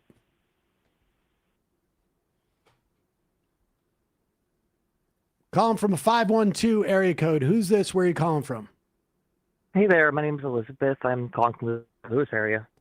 From St. Louis, did you say? Yeah, I'm near St. Louis on the Illinois side of the river. Okay. Elizabeth, what's on your mind? So I wanted to get your opinion as somebody who's from an entertainment and comedy background, pre-politics, about kind of propaganda and the intersection with leftist media at the moment. There's a streaming service called Dropout that has a show called Game Changer, and they're about to feature Game Changer and actors and people from it, including the CEO Sam, on an episode of The Rookie on ABC. And Dropout is known for being very kind of outspokenly leftist about concerns with policing and things like that. So it becomes an issue of the entire fan base is feeling betrayed at the moment for a large portion of it. And I wanted to see where you thought on the responsibility of the company to be like outspoken with their fans and identify with what their kind of concerns are while they're remaining quiet about it, because they keep posting promotions for other things, but Dropout themselves has not posted a single official promotion for the Rookie crossover. Only Variety has. It's hard for me to fully grasp what's going on. Brian just put out, so one's an online show, the Dropout. Yeah, Dropout is an online streaming platform for comedy shows, and they have a show on their platform called Game Changer. Oh, I see. And okay. they are on an episode. How are they doing Rookie. a crossover with The Rookie? Is it because the same The Rookie films an episode at Dropout Studios using the real show Game Changer and the actors and people who are on it. I get it. The West Wing had Atrios as a character on it years and years ago, like 20 years ago. I mean, I don't know. I mean, all I can tell you, I should first off cop to my own bias here. Mm-hmm. My son watches The Rookie, and I find that show unbearable. And so I'm with you on that. I have a visceral reaction. I don't know many TV shows. I don't watch that many TV shows at all. But you know, if I want to sit with my son and hang out with him, I'm exposed to it. And so I'm trying to put that aside and stick to the sort of the issue. May I read you something, Sam? Yeah, sure. This is from a T-shirt that is a quote from a show that they aired where one of their hosts, Brandley Mulligan, was in character during a D&D campaign, and they are selling merch of this as of January that says, laws or threats made by the dominant socioeconomic ethnic group in a given nation. It's just a promise of violence that's enacted, and the police are basically an occupying army. You know what I mean? You guys want to fry some bacon? Like that's kind of something that they're selling as merch, and then they're doing a collab with a propaganda show. I mean, that seems like there's two ways to look at it. Like one is that you know, are they being disingenuous, and the other, like, one is like, how can they justify that to themselves, and the other is how do they justify that to their fans? It seems to me that's a branding problem for them. You know, just to look at it in a most cynical fashion. Maybe they justify it to themselves by saying, we'll bring more attention and we're fishing in a pond that we have an opportunity to get converts. I mean, which is, I don't know, you know, fans of the first show, whatever the name of that first show is, I don't know, I can't remember. Game Changer. Game Changer can make that determination themselves. But if I was on Game Changer and I was doing it for that reason, I would make that explicit. Like, all these people, like, if we have an issue with propaganda and we can get on a propaganda product and 2% of the people who watch that show, like, let me put it this way. If my son is watching The Rookie and he sees the show and he goes and listens to that show and picks up all of this sort of like anti-cop information, I'm sort of happy with that. Because I can tell you that Saul is not going around right now looking for that kind of entertainment. And if it exposes him to it, then I'm happy. But, you know, if that's the intention, people should be explicit about it. It also can be just like, I want to be on a TV show, you know, because people... The number one defense I've been hearing from the fan group is, oh, well, they just work in LA, so, like, obviously they're going to take an acting gig if they can get it. So why are we all so mad about this? That's the worst. That is the worst reason to do it, in my estimation. Like, yeah, first of all, you ain't going to get another one from that, because it's not like people are going to go like, oh, they were really good at playing themselves. We're going to hire them in the, you know, the sophomore or whatever the show they're going to do, or, you know, Emergency 911 or something. You know, I don't know what to tell you. Like, if they came out and said, we're doing this because we're fishing in, we want to take their audience and change their perspective on this stuff, that, you know, fans of the program make their determination as to whether that sounds legit to them. I can envision a world where connect that to another news point for a second. A clip of Tallarico was just unearthed where he was like, well, maybe we can convert the white nationalists. I mean, I think there are some white nationalists who can be converted.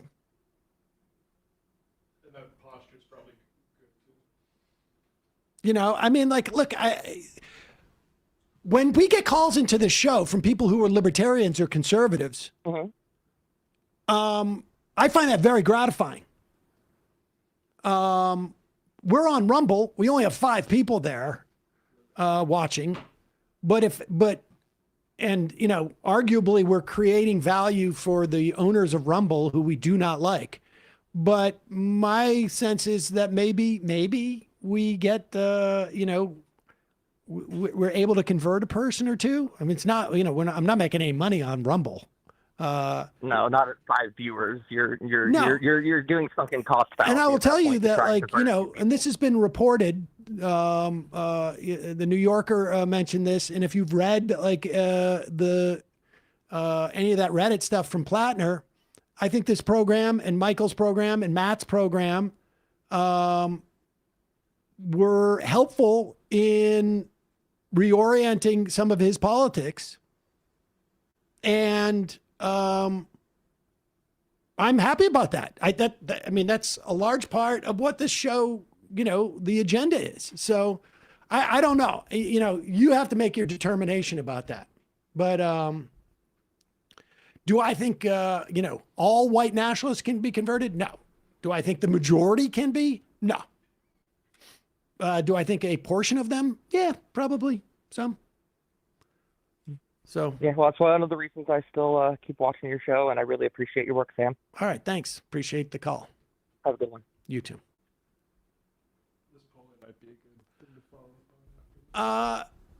Last night, Donald Trump yelled at all. That's my favorite clip, I think, of any State of the Union address, I think, ever. Where he's like, oh, you're winning so much. And you're like, no, Daddy, no more winning. But yes, you're going to have more winning. Because he's personifying the people that are against him in that. Or like his whiny supporters, not even the people that are against him, his whiny supporters. Yes. Oh, Daddy, we're so much winning. And oh, you're going to have more. He really is. Let's play that clip again. Because it is absolutely fascinating, the dynamic he has. This is for his pure authoritarian followers.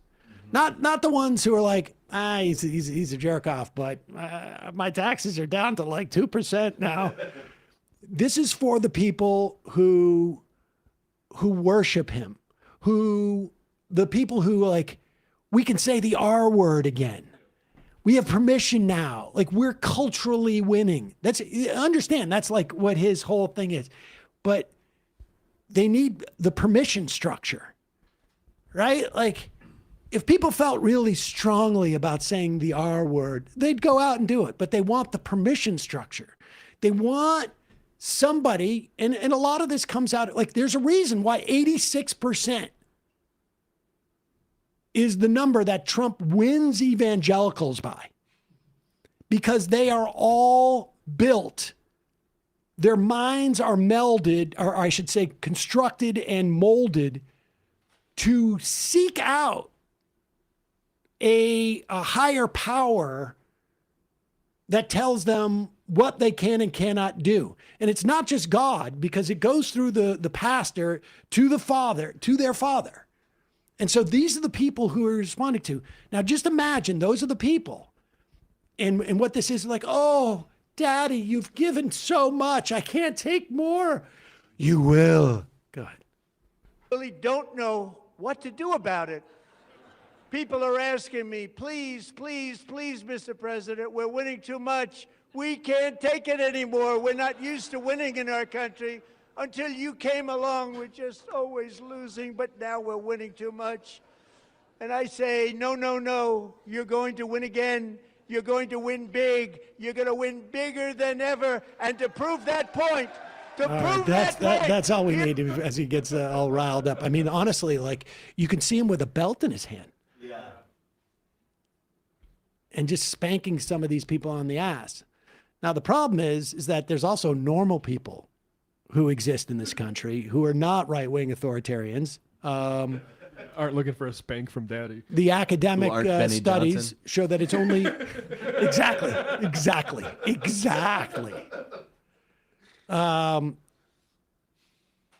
Clinical research shows 25% of North Americans are right-wing authoritarians, and that means that there's 75% of the population who are not. And it seems like even though more Republicans, I think about 10 to 15% more Republicans were surveyed because they tend to watch a Republican president more, and it's the opposite, I imagine, during a Democratic president, they did not react so well to the speech. David, what did they say?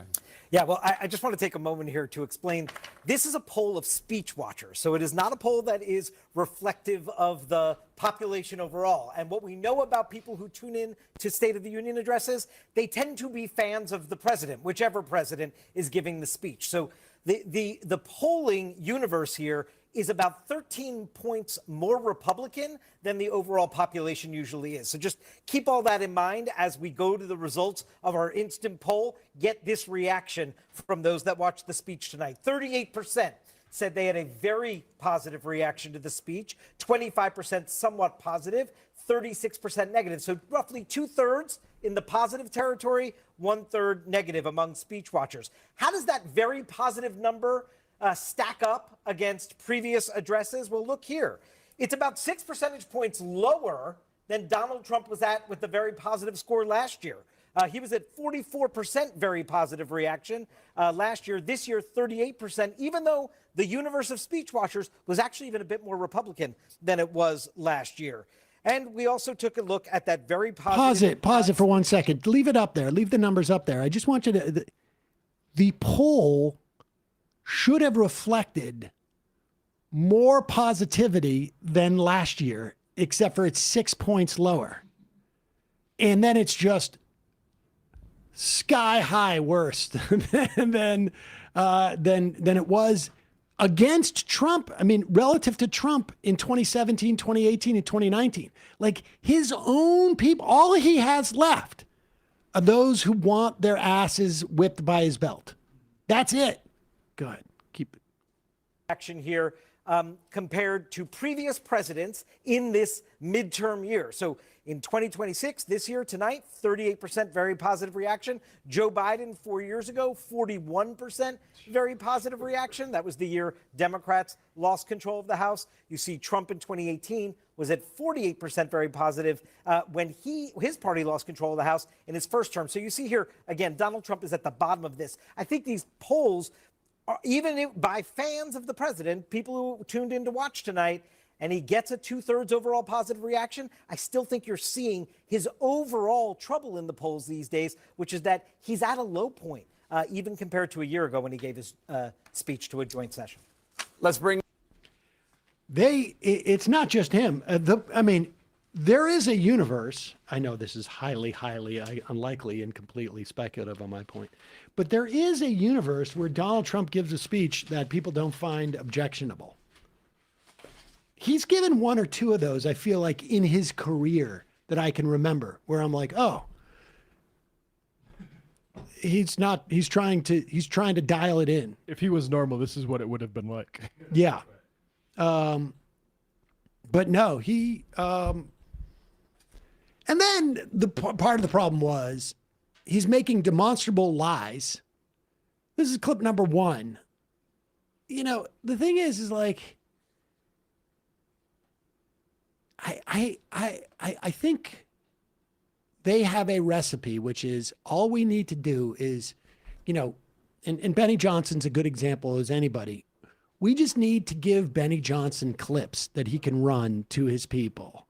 And it doesn't matter if we lie, because we're just putting it into the content machine. And these guys are just complete water carriers. And remember Benny Johnson going around with Kristi Noem? I think it was mostly like when they were out, like what, in LA or in Portland? In Portland. And he was trying to do this, you know, great documentary about how ICE is really, and it backfired. It really backfired. It's mostly just a story about how a building wouldn't let her pee. Exactly. Yeah. And but also like they're on the roof looking down at the sort of masses of people, and it was like a guy in a chicken costume or something. I think that's what their formula is. They don't know how to break from it. Here's Donald Trump, like of all the things that he could choose. Significantly. Just hold on a little while. We're getting it down. And soon you will see numbers that few people would think were possible to achieve just a short time ago. Nobody can believe when they see the kind of numbers, and especially energy, when they see energy going down to numbers like that, they cannot believe it. It's like another big tax cut. I'm also confronting one of the biggest ripoffs of our times, the crushing cost of health care caused by you. Since the passage of the Unaffordable Care Act, sometimes referred to as Obamacare, big insurance. I'm sorry. Did we Let me search for beef prices here? We had the wrong timestamp on that. Although, I mean, he's talking about inflation there, and he's talking about healthcare. Republicans have been trying to repeal the Affordable Care Act for 15 years. The only thing that they have managed to do is to kick people off of Medicaid. And they have no plan. I mean, their whole plan is we actually have a clip of what their health care is. We'll get to that in a second, but here's the other.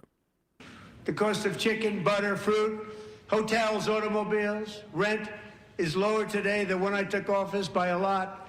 And even beef, which was very high, is starting to come down significantly. Just hold on a little while. We're getting it down. And soon you will see numbers that few people would think were possible. Okay, there we go. You just missed it by a bit.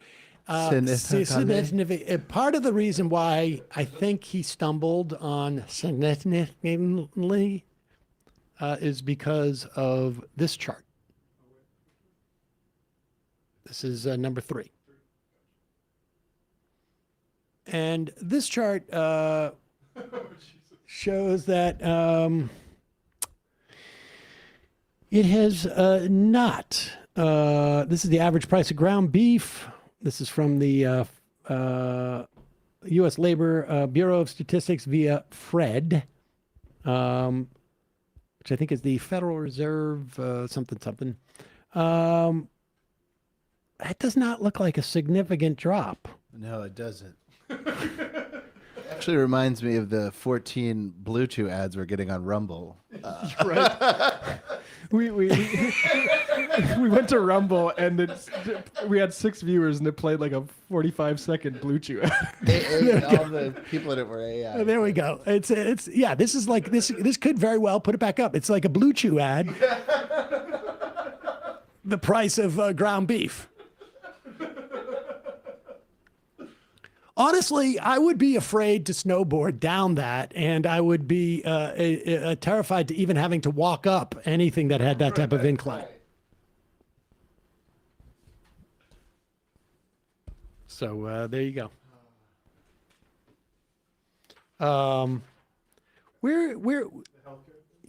Which one was that? 9. Oh yeah, number 9. Here is Marionette Miller Meeks. She is a Republican from Iowa, and she is on with Adam Goodman. I don't know who that guy is. 13th and Park is the name of the show. I don't know. Oh yeah, 13th and Park, of course. I prefer 106. But regardless, this is important. This is like the longest standing position Republicans have had on health insurance for a long time. And that is that health insurance is like, I used to say like buying a stereo, but nobody buys a stereo anymore. People just buy like Bluetooth speakers.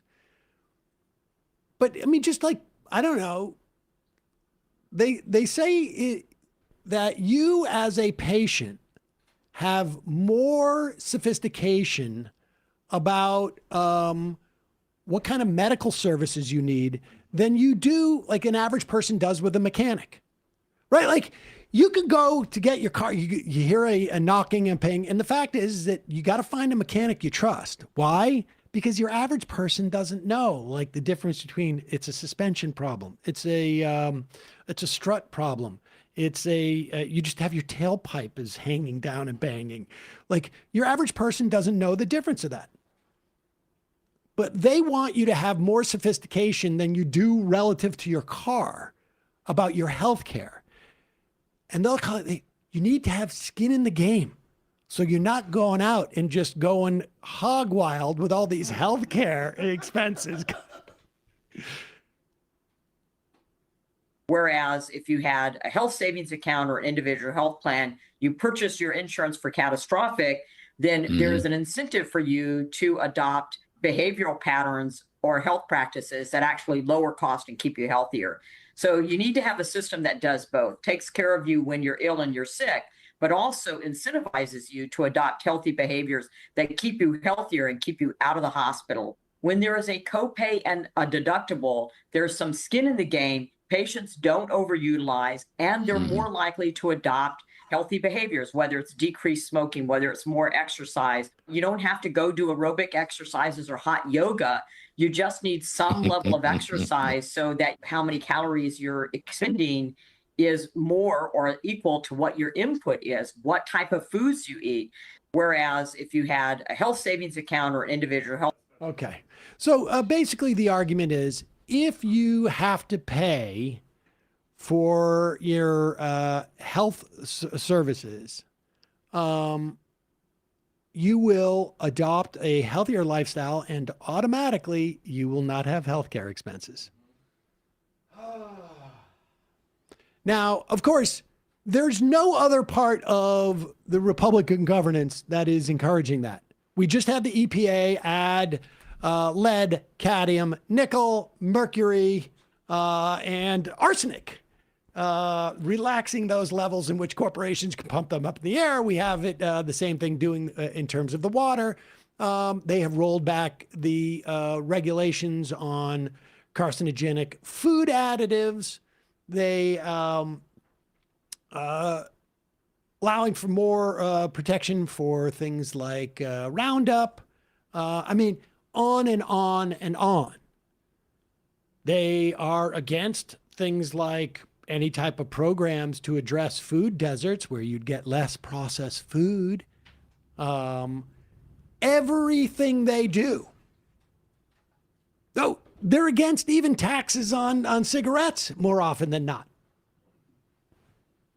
So the incentive structure is we're going to allow you to accrue some money tax-free if you use it for healthcare. Now, of course, wealthy people who get these things know that what they do is they accrue that money in their health savings account.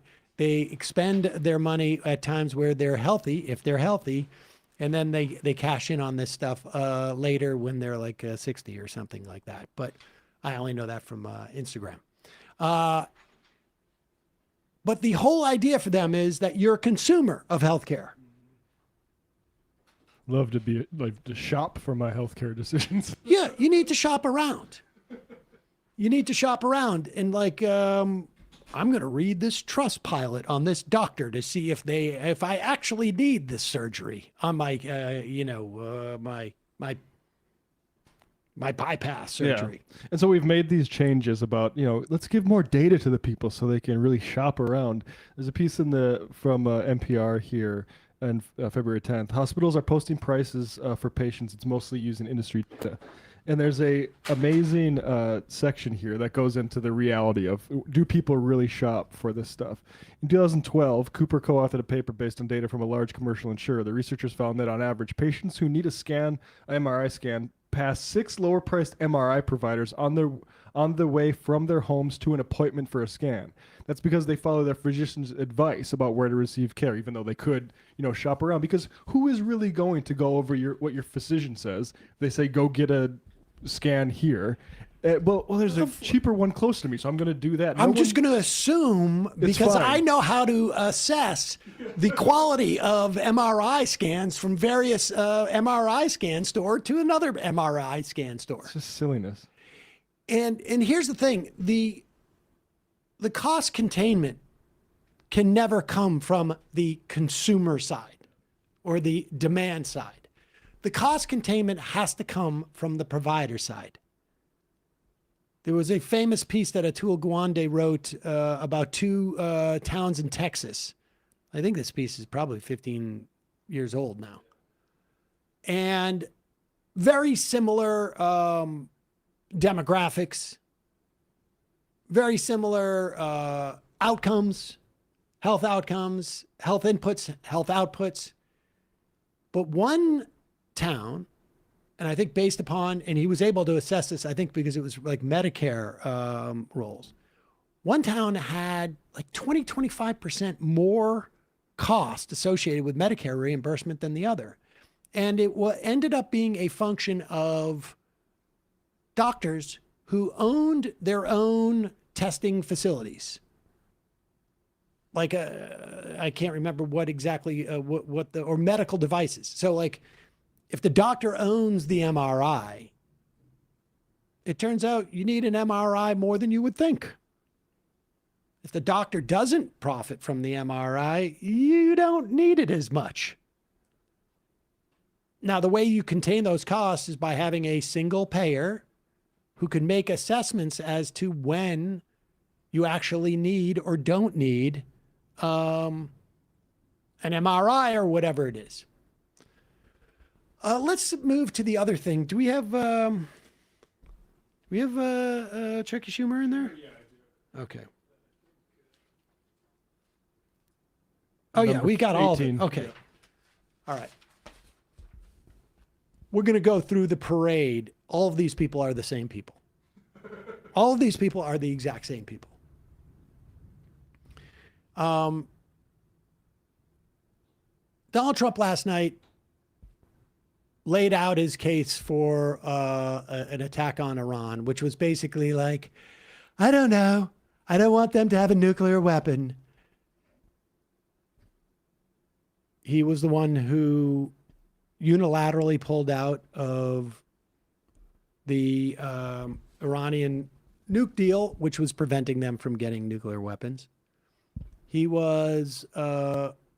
then bombed Iran in the so-called 12-day war, which supposedly took away their capacity to build nuclear weapons. Obliterated it. Totally gone. Years and years. And by years and years, I mean maybe weeks.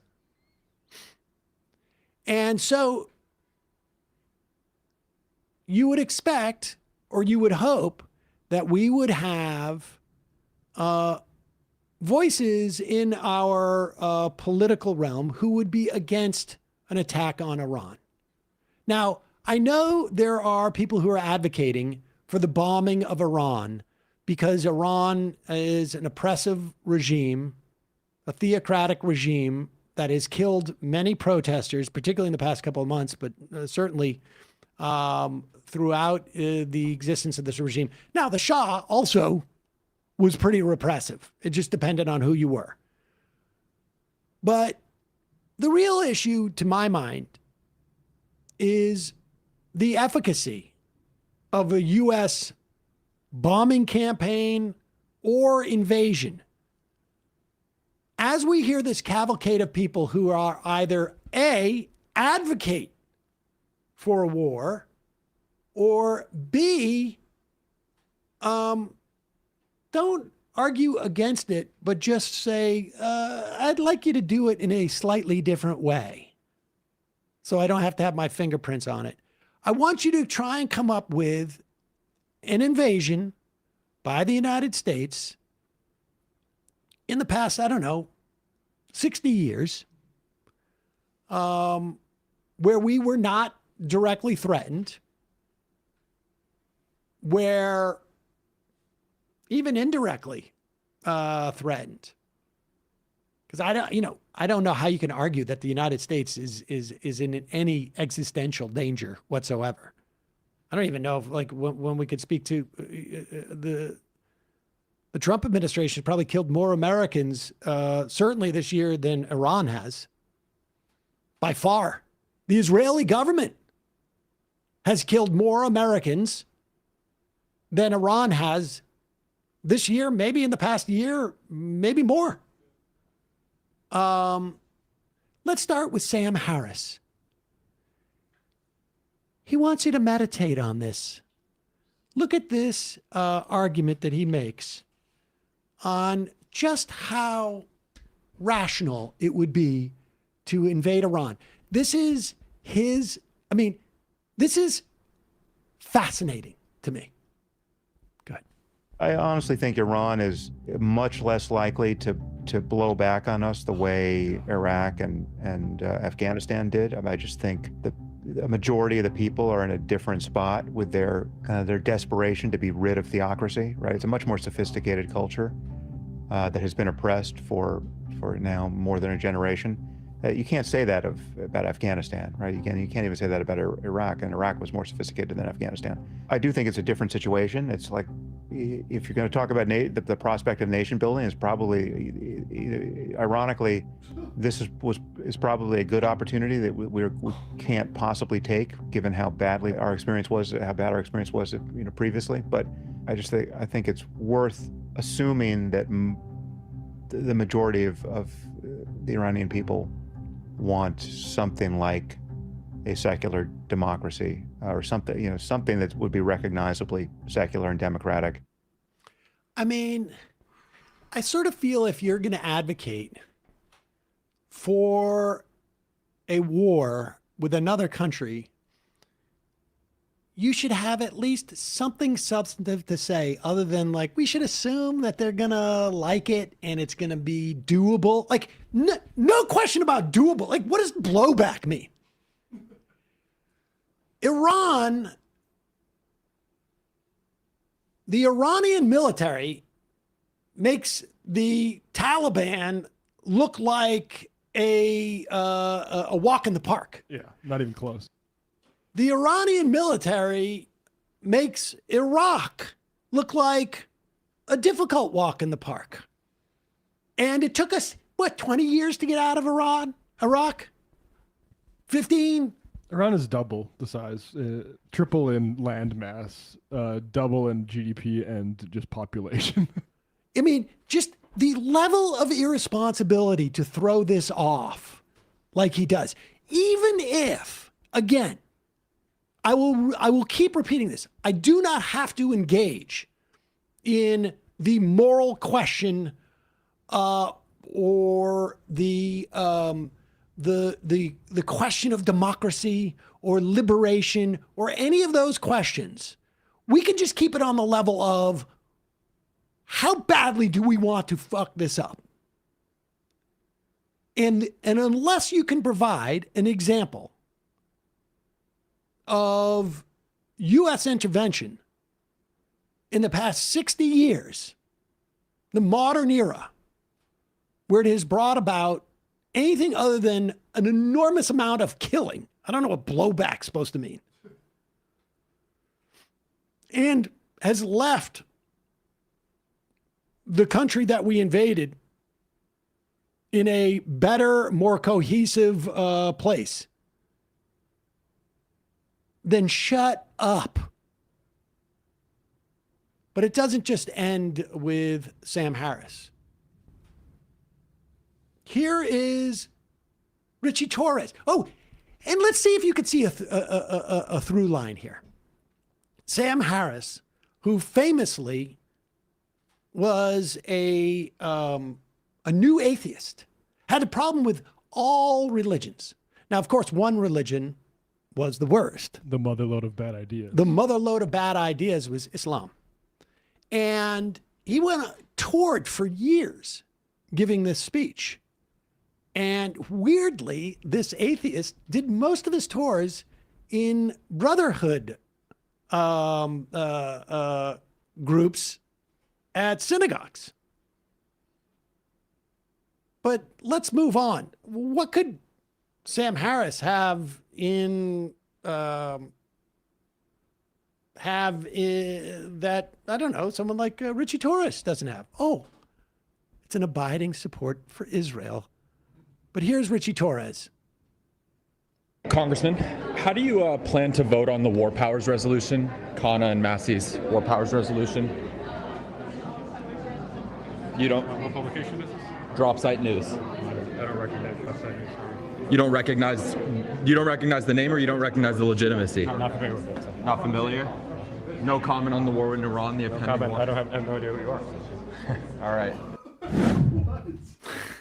You knew who Adam Friedland was, I guess. That was Julian Anderone from Drop Site News. Now, where they're walking, incidentally, is underneath the Capitol, in the tunnels underneath the Capitol building that go from the Capitol building to the office buildings. You can't just walk in there if you're just nobody. That's like a Trump-like attack on the press from Richie Torres there. So I don't recognize you, so I'm not going to answer a question about a War Powers resolution. What if you got a call from a constituent that you didn't recognize? Right. Would you answer that? But of course, Torres doesn't want to answer it, because here's what's going on right now. The Democratic Party, or I should say the Democratic leadership, is trying to prevent Ro Khanna and Massey's War Powers Act resolution from getting to the floor before Trump attacks Iran, because they don't want to have to deal. They'd rather do it after the fact, so they don't have to vote against an attack on Iran. They want, and we're talking about and I don't think it's the majority of the Democratic Party.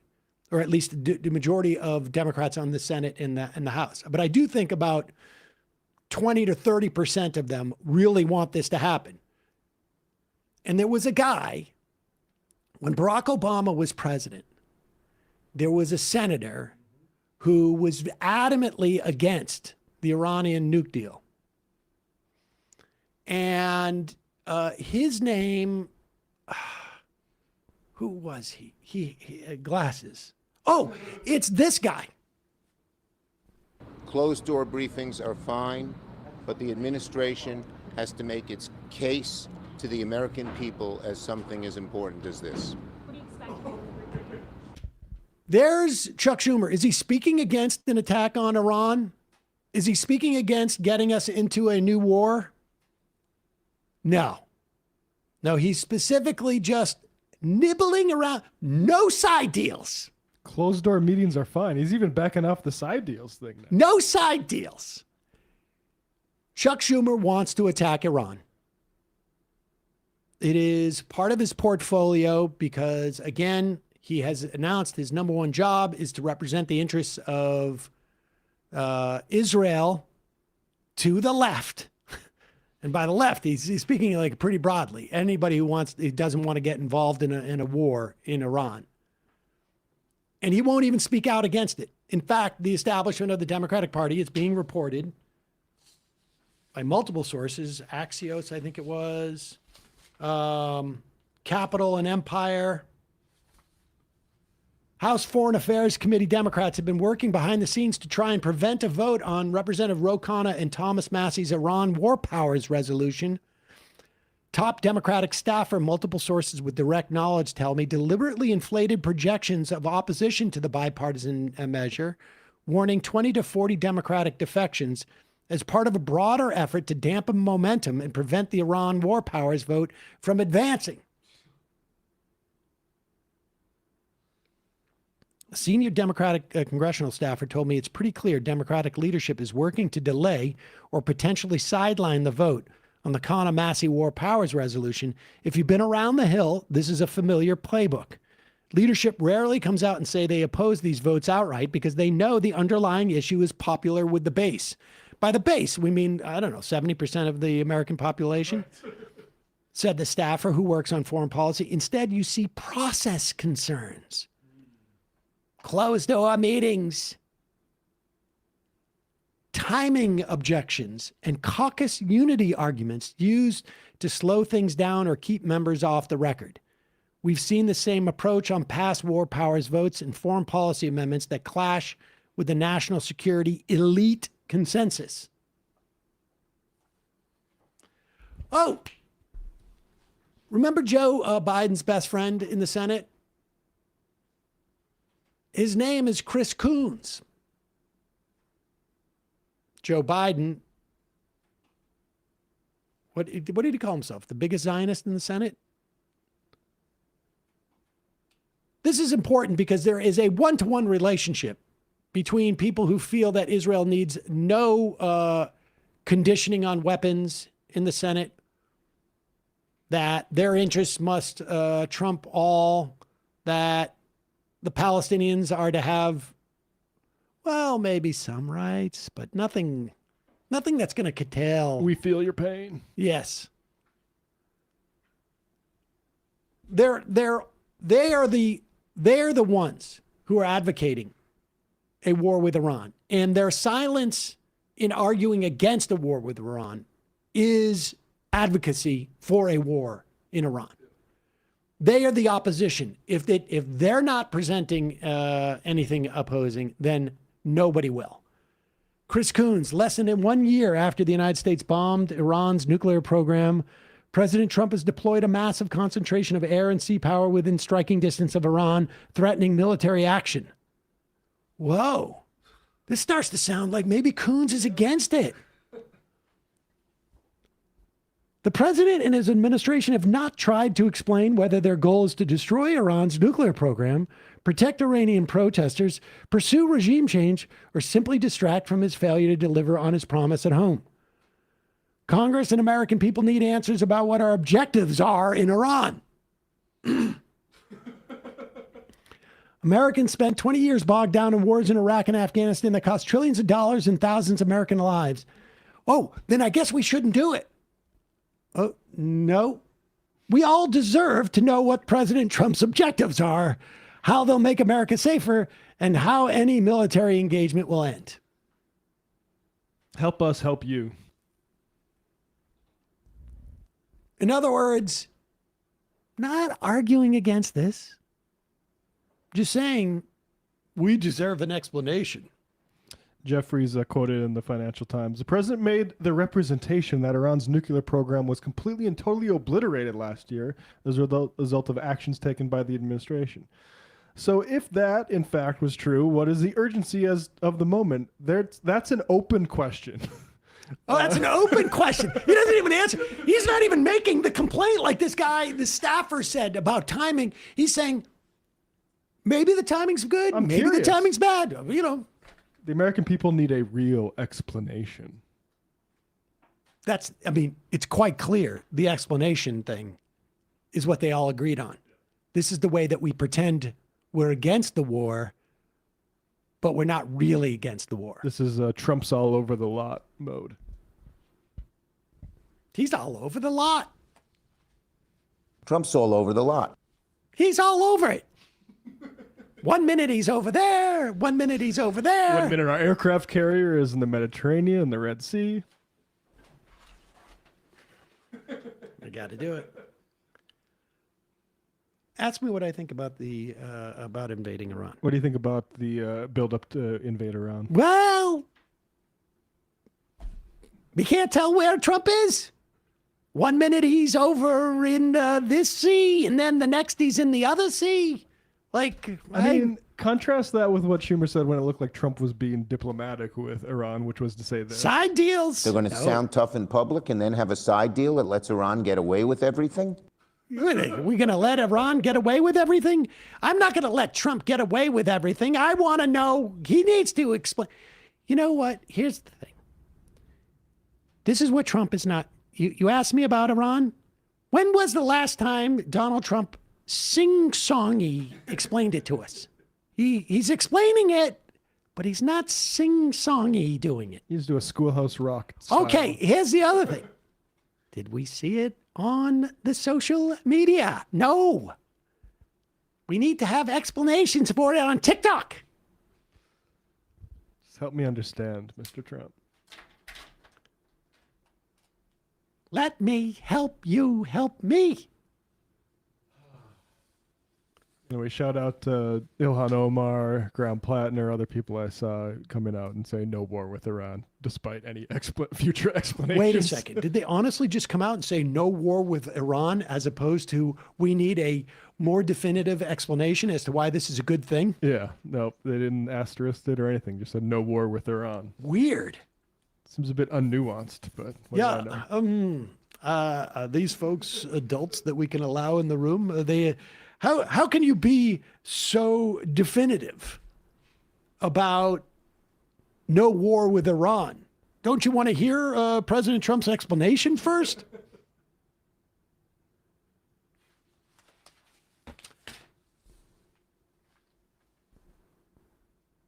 Henry Goal. Henry, for April 1st, you guys should do a side deal Schumer show. Calling from a 308 area code. Who's this? Where are you calling from?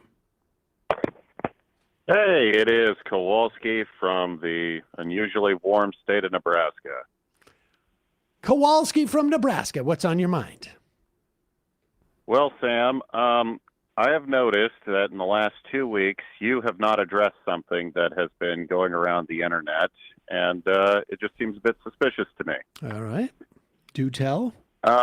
You have not once put your thumb on the scale of the discussions about the Lookmaxer Cavicular getting frame mogged by an ASU frat leader, which, sent his cortisol levels into the danger levels. And I'm just curious why, as a Lookmaxer yourself, you haven't touched on this. So the mogging, can't even pretend like I understand what that means. I can't even like Caviclier doesn't look as good as the guy from ASU. Is that what it is? Yeah, correct. He totally got frame mugged by this. I believe it's called a Chad from. Oh, I know what that ASU, is. and it wasn't even close. Oh no, I mean I'm listen. I'm a Alpha Riz. I got Alpha Riz and Chad Riz going on. So. I mean, we know your cortisol levels are through the goddamn roof. Oh, dude, I that's sell bad, my extra cortisol. It's bad to have cortisol, isn't it? Oh. But I have no idea. This is Gen Z stuff. From my understanding, this is like their challenger moment. So, clavicular being know. the guy who smashes his jaw with a hammer so that it microfractures and grows back stronger. Are you serious? Yeah. Future Republican Party leader in the Senate, I think. Well, I appreciate you weighing in with that. All right. And then I just wanted to talk about one agricultural thing if there's time. Sure. Just don't gesture max. No promises.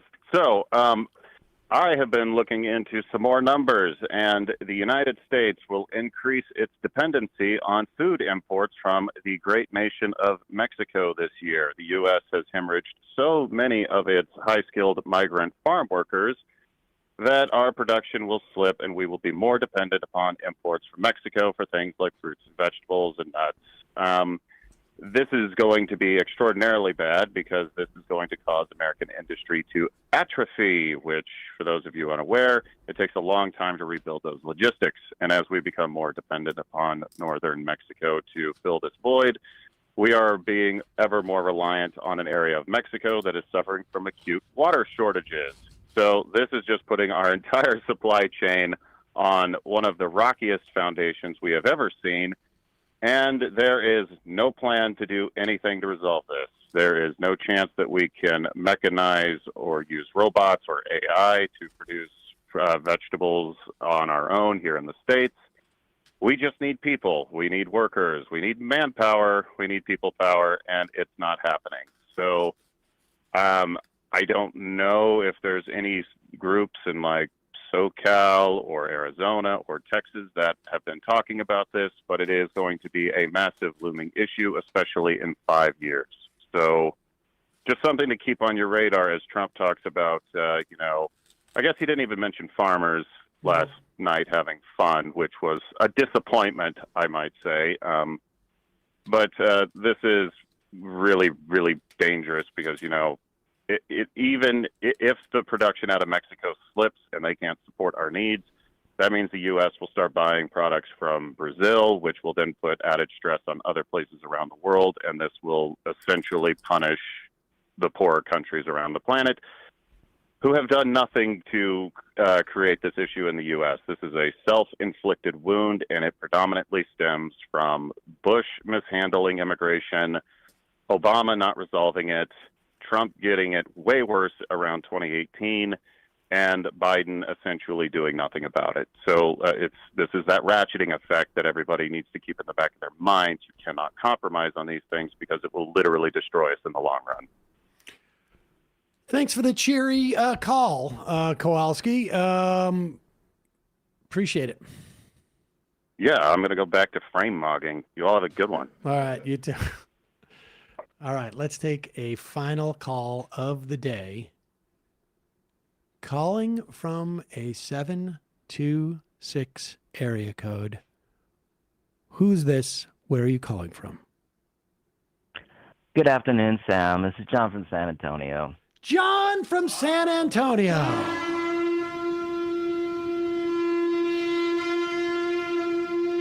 It is great to hear from you, John.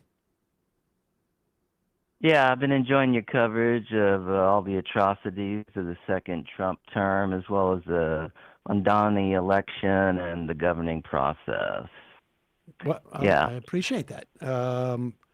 What do you have for us? We got. I know there's going to be some. There's a primary in Texas.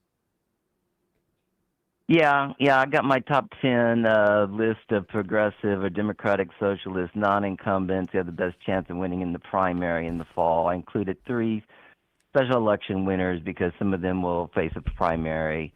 So number 1 is Christian Menifee in Texas' 18th district. Menifee won a special election in January to replace former Mayor Sylvester Turner. Menifee supports Medicare for All and is endorsed by Our Revolution. Fortunately, Texas gerrymander eliminated one of the 2 minority districts. It has a largely black voting population. Faces off with 77-year-old Al Green, who has served in the House since 2005. Last University of Houston poll has Menifee up by 24 points over Green. Number 2, Brad Lander in New York's 10th district. Lander was a controller for New York City. He and Zoran Mondani cross-endorsed each other for the mayor's race last year. Right now, he's going up against centrist incumbent Dan Goldman. In a poll last September, Lander had a 19-point lead. It is possible that the maps in New York will be redrawn so Staten Island can be combined with Lower Manhattan. If that happens, Goldman will probably run in that district, leaving Lander with an even easier path to victory. 2 New York courts have already said the maps passed the legal muster, but it'll probably be appealed to the Supreme Court, where the maps are expected to be struck down. Okay. Number 3, Frederick Haynes III in Texas' 30th district. This district is very similar to the current 33rd district, in which Jasmine Crockett represents in the south to the Dallas area. Haynes is significantly to the left of Crockett and has the backing of the Justice Democrats. Number 4, Ana Lilia Mejia in New Jersey's 11th district. It's been a couple of weeks since Mejia's surprising win in the special election, where she beat the overwhelming favorite, former Congressman Tom Malinowski. Lots of great progressives supported her campaign, and she worked very hard there and to win. There's no doubt that she'll win the special election in April. Hope she runs unopposed in the Democratic primary on June 6th. The district is very affluent and has been governed by centrists for many decades. If a single popular centrist runs against Mejia in the primary, she might have a tough time, considering, she only won with 29% of the vote. And, if centrists consolidate around one candidate. Filing deadline for that primary is March 23rd. Number 5 is Claire Valdez in New York's 7th district, the race to replace Nydia Velasquez in the Commie Corridor. Valdez has the endorsement of New York City Mayor Zoran Mondani and is very close to New York City DSA also. Antonio Reynoso is the Brooklyn, has been the Brooklyn borough president since 2022, and has Velasquez's support, along with other New York City council members and unions. This is one race where the Democratic Socialist is running against a progressive. The one poll that has 366 people sample had Valdez winning by 13 points once they were told Mondani supports her, but is down by 4 before that. Number 6 is Elijah Manley in Florida's 20th district, which is a 49% black population district. And wait, I'm sorry. Manley has give me this is the 6th. What's the name again? Is the Florida's 20th district. Oh, this is Larkin, yeah. No, this is Elijah Manley. This okay. is this is right now. He's a populist, and he's out fundraising all candidates in the race, including the incumbent scandal-ridden Sheila Gerfilis McCormick, who was endorsed by many progressives when she won a special election by 5 votes in 2022, and has won all subsequent elections. And the only poll, which is has a small sample size, Manley won by 5 points over Phyllis McCormick, and a couple of other candidates have recently filed, including Luther Campbell, who was the leader of the rap group Two Live Crew. Okay, and number, what do I got? Seven, I think. Yeah, Randy Villegas, running in California's 22nd district, who's endorsed by Bernie Sanders and California's Working Families Party. This district is represented by David Vallejo. Trump won this district by 6 points in 2024. And with the newly drawn maps, Trump won this district by 2 points. Villegas is a leading Democratic fundraiser, and most who know in California the top two finishers advance to the general election. So besides Valadeo, the strongest competition comes from Jasmine Beats, who is a moderate to conservative Democrat. Number 8, Junaid Ahmed in Illinois' 8th district. Ahmed just received an endorsement by Bernie Sanders as well as Justice Democrats and West Suburban Illinois DSA. He's running against 7 other centrists in a district that was represented by Raja Krishnamurti, who is the leading contender to take Dick Durbin's place. Ahmed has raised $1.2 million in leads in individual donors. Another leading contender is Melissa Bean, who was a conservative congresswoman from 2005 until she lost in 2010. She's worked as a top executive in financial firms since then, and she's received a lot of money from those firms. There's one poll from last August that has Bean leading Ahmed by 2 points. The question is, can Bean consolidate the centrist and conservative voters, or will there be a split and Ahmed could win in that case? Ahmed got 30% of the vote when he ran against Krishnamurti in 2022, and if he gets that or slightly more, he has a good chance of winning. Number 9, Neda Alam, 4th District of North Carolina. So Bernie Sanders was recently in North Carolina to rally with Alam. He was also endorsed by Justice Democrats. As of February 11th, Alam was outraised incumbent Valerie Foushee, who has more cash on hand. Foushee beat Alam by 9 points in 2022. Foushee had previously taken AIPAC money, but stopped taking that in August. But she's taking a lot of money from the AI industry. So this race will take place on Tuesday and is the most important competitive House race of that opening night. This is this Tuesday, folks, in North Carolina's 4th. Right. So, yeah. So that's, I mean, there's a lot of other people. Wait, what about number 10? Who are yeah, actually, I'm going to go ahead and go with number 10. I was actually going to put this first, but is Adelita Grijalva, because she won a special election. I mean, that district, like her father from the start, who won this seat in 2003 until his death in March. She had an excellent voting record in this district and is very progressive. The filing deadline is March 23rd for this seat, and no one has chosen to run against her so she's far. going to win. Put her number. Yeah, she's going to win. I mean, I don't see how she can. I mean, nobody's even tried to run against her so far. I mean, Well, it's 3 weeks, but John, I have one more to add, because I will say that what we're going to do, I've been waiting for this. I've been manifesting a call from you to get this list, because we're going to try and have maybe at least some of these people from this list on the show to help promote them. One of the people, though, I'm looking at is a late entry. She, and I maybe I'm telling you this for the first time. Maybe you don't know. She worked at the Consumer Financial Protection Bureau, was just fired like 2 or 3 weeks ago.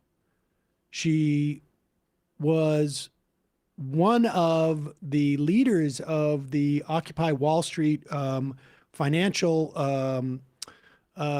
crisis working group, and they developed an incredible policy book to follow in the wake of the financial crisis. Alexis Goldstein, do you remember her? Oh yeah, she's running in Virginia. No, Right? she's running in Maryland 6th Oh, Maryland. Okay. Yeah, good. against David Trone, who is sort of Yeah. moderate-ish. David Trone, I thought he lost the last election again. Oh, did he? It's McLean, I think, she's running against. All right, fair enough. But I mean, There you go. I think that's right. But Emma's actually interviewed like Claire Valdez and Netta Alam. So, I mean, I think it's going to be like the best year. I mean, I was wondering, is this going to be the best year? Is it going to be, is this going to top 2018? But I don't think there's any doubt in my mind now, as things have kind of, you see more fundraising numbers, you see more polling, you see the three people who have won, and that this is going to be the best year. We're going to get more progressives in the House than ever. Plattner will very likely win. Peggy Flanagan in Minnesota. So, I mean, I think it's going to be a really good year for progressives and, a lot more, leftists running too and doing well. I mean, Mondani really kind of caught set the world on fire, and I think that energy is just going to bring people to the polls. What do you think is going to happen in your Texas Senate primary in 1 week? Well, I mean, there's a poll this morning, small sample size, but I mean, Crockett's up by 12. She was the last objective poll. She was up by 8. I'm surprised at that. I mean, I think Emma said it, a couple days ago. I mean, these aren't, my type of candidates. Right. But I mean, it's important that we can get 51 seats or even 50, if. Who do you think would have a better chance in the general election? Yeah, I mean, when Crockett first announced, I thought it was going to be Tallarico. I thought that's what he'd be running all of his ads on. Is like, oh, I can, if you look at polling, we're the most. We're going to do better in the fall. But I mean, when the polling came out, it shows that they're basically the same. I mean, and so that was surprising too. So I mean, I don't know. I think that people are just kind of committed to voting against Republicans, right. And so that's what hopefully will happen. I mean, I mean, like I said, I mean, both of them have strengths and weaknesses, but I mean, neither one of them are great. So I don't know. I mean, if either one can get a win, though, I mean, and we can get to that 51, stop Trump judges. It's important. Have right. I mean, it would be also. Hold hearings besides the House holding hearings. Oh, totally. No, I mean, without a doubt. I mean, I'm of the same mind, and I had no particular insight as to who was more, who had a better chance in the general election. This is one of those, and from a like an ideological standpoint, it seems more or less the same to me. In terms of like what votes, where there's going to be problems down the road, et cetera, et cetera. But John, I have to tell you, I was going to say you made my day, but really you made my week and maybe even the month. I mean, we're close enough to the end of February where I can say like, this is the best part of the month for me. All right. Well, I appreciate that. I mean, I haven't been feeling too well and I was really struggling today, but I mean, you gotta You know, you got The to show try to must tough go it on. out. Yeah, I know. I Yeah, appreciate yeah. it. And this list is going to be very helpful. We're going to hear from these candidates. Maybe not all of them, but a bunch of them, anyways. Yeah, there are other good candidates too. Obviously. What about like Larkin in Bush. Florida? Yeah, he's good. Yeah, I mean, it's just going to be a tough. He's raised some money. I mean, you know, I mean, obviously, ideologically, I mean, definitely support him Right. over Moskowitz. I mean, but yeah, I mean, it is hard to still beat incumbents. I mean, but I mean, you know, like I said, the tide is turning slowly but surely, and I think it's going to be a great year. I mean, this is the best year, you know, better than 2018, and I had my doubts about that for a while. Well, John, like I say, thank you for making not just my day, not just my week, but the month of February. You have made it for me. Okay. All right. All right. I appreciate it. All right. Bye-bye. All right. Take care. All right. Bye. You see Moskowitz is in hot water for what he said on a podcast recently? Ladies and gentlemen, John from San Antonio. Excellent. And that is the end of our phone call portion of the program. Here is Jared Moskowitz, and he's in hot water for something he said on a podcast? Yeah. What podcast was this? I don't know if this. I'll look this up in a second here, but yeah, he's a little bit. That is quite a studio. Kind of forgot he's a sort of member of the, Congress. I think with his answer. Don't go into politics. Really? Oh yeah, 100%. Do you have? This is advice for younger people. Don't go into politics. Really? Oh yeah, 100%. Do you have regrets? Go to Wall Street. Go to Wall Street. Yeah, be a finance Go bro. to Wall Street. Yeah. Go to Wall Street. Go be a finance bro. Like Yes. do cocaine for a couple of years. Get that out of your system. Yeah. That's what I would tell my 16-year-old Set yourself self. a fast. Yeah. I love.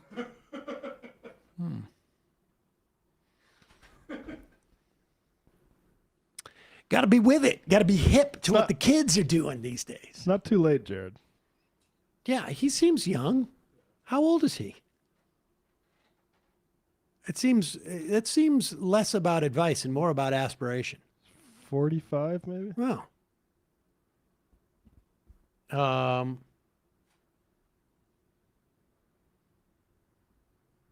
Well, I mean, that might maybe Jared should have an opportunity to do that. I think broadly speaking, it's probably not a very good sign of a healthy society. He's a good showman in Congress, but his policy is not so great. Worked as an assistant for Joe Lieberman's 2004 presidential campaign. I hadn't realized that. That what he said on that podcast was disgusting. It's honestly not terribly inspiring. Kind of irresponsible a little bit too. It sort of feels like he saw there was a void when what's his face Gates left. Matt Gates, yeah. Yeah, when Matt Gates left Congress down in Florida, and he wanted to step into the Matt Gates role. I'm the Playboy 45-year-old congressman. Yep. Horrible. So happy John from San Antonio called in. A couple of IMs and then we're out of here. Please look into Conrad for Congress running against Mike Johnson. Majority Report Peace Prize. Pharmacists have pointed out that the RX bin numbers used for billing discounted prices on Trump RX are the same numbers used by Good RX. These price discounts are also only redeemable when buying medication without insurance. So quite literally, Trump RX is just Good RX infrastructure with gold plating and Trump's name on it.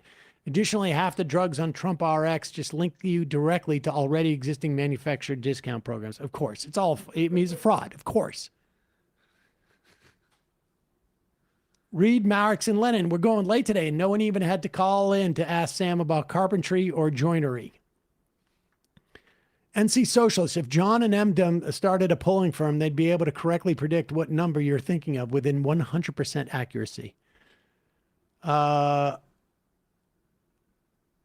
Sickle up economy. Welcome to vibes-based foreign policy. Two more. Dave from Jamaica. I did find it interesting how gym culture and incel culture has become so closely linked since the looks maxing lingo birthed from that stuff.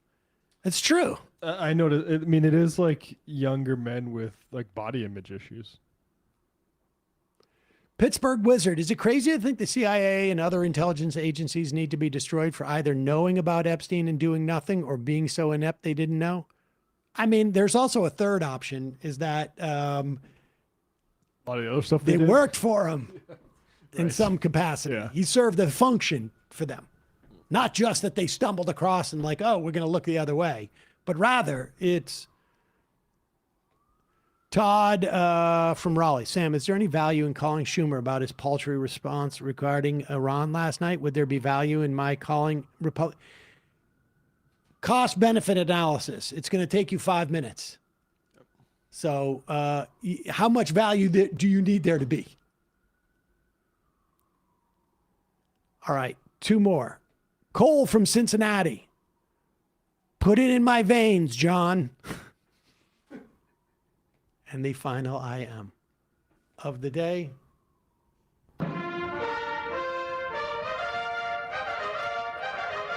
Since I just showed my kid for the first time a clip from the $6 Million Man, Steve Austin. Isn't it ironic that in less than 2 years, all the guys trying to take out Trump are right-wing white guys from MAGA families? How many more of these folks are going to implode before this term is up? Right now, the count is 2 dead, 1 incarcerated for life. Matt, Brian, Emma in absentia, great job today. Folks, see you tomorrow. It might take all the strength I got to get to where I want, but I know somehow I'm gonna get there. I wasn't looking when I just got caught between the truth and the lie.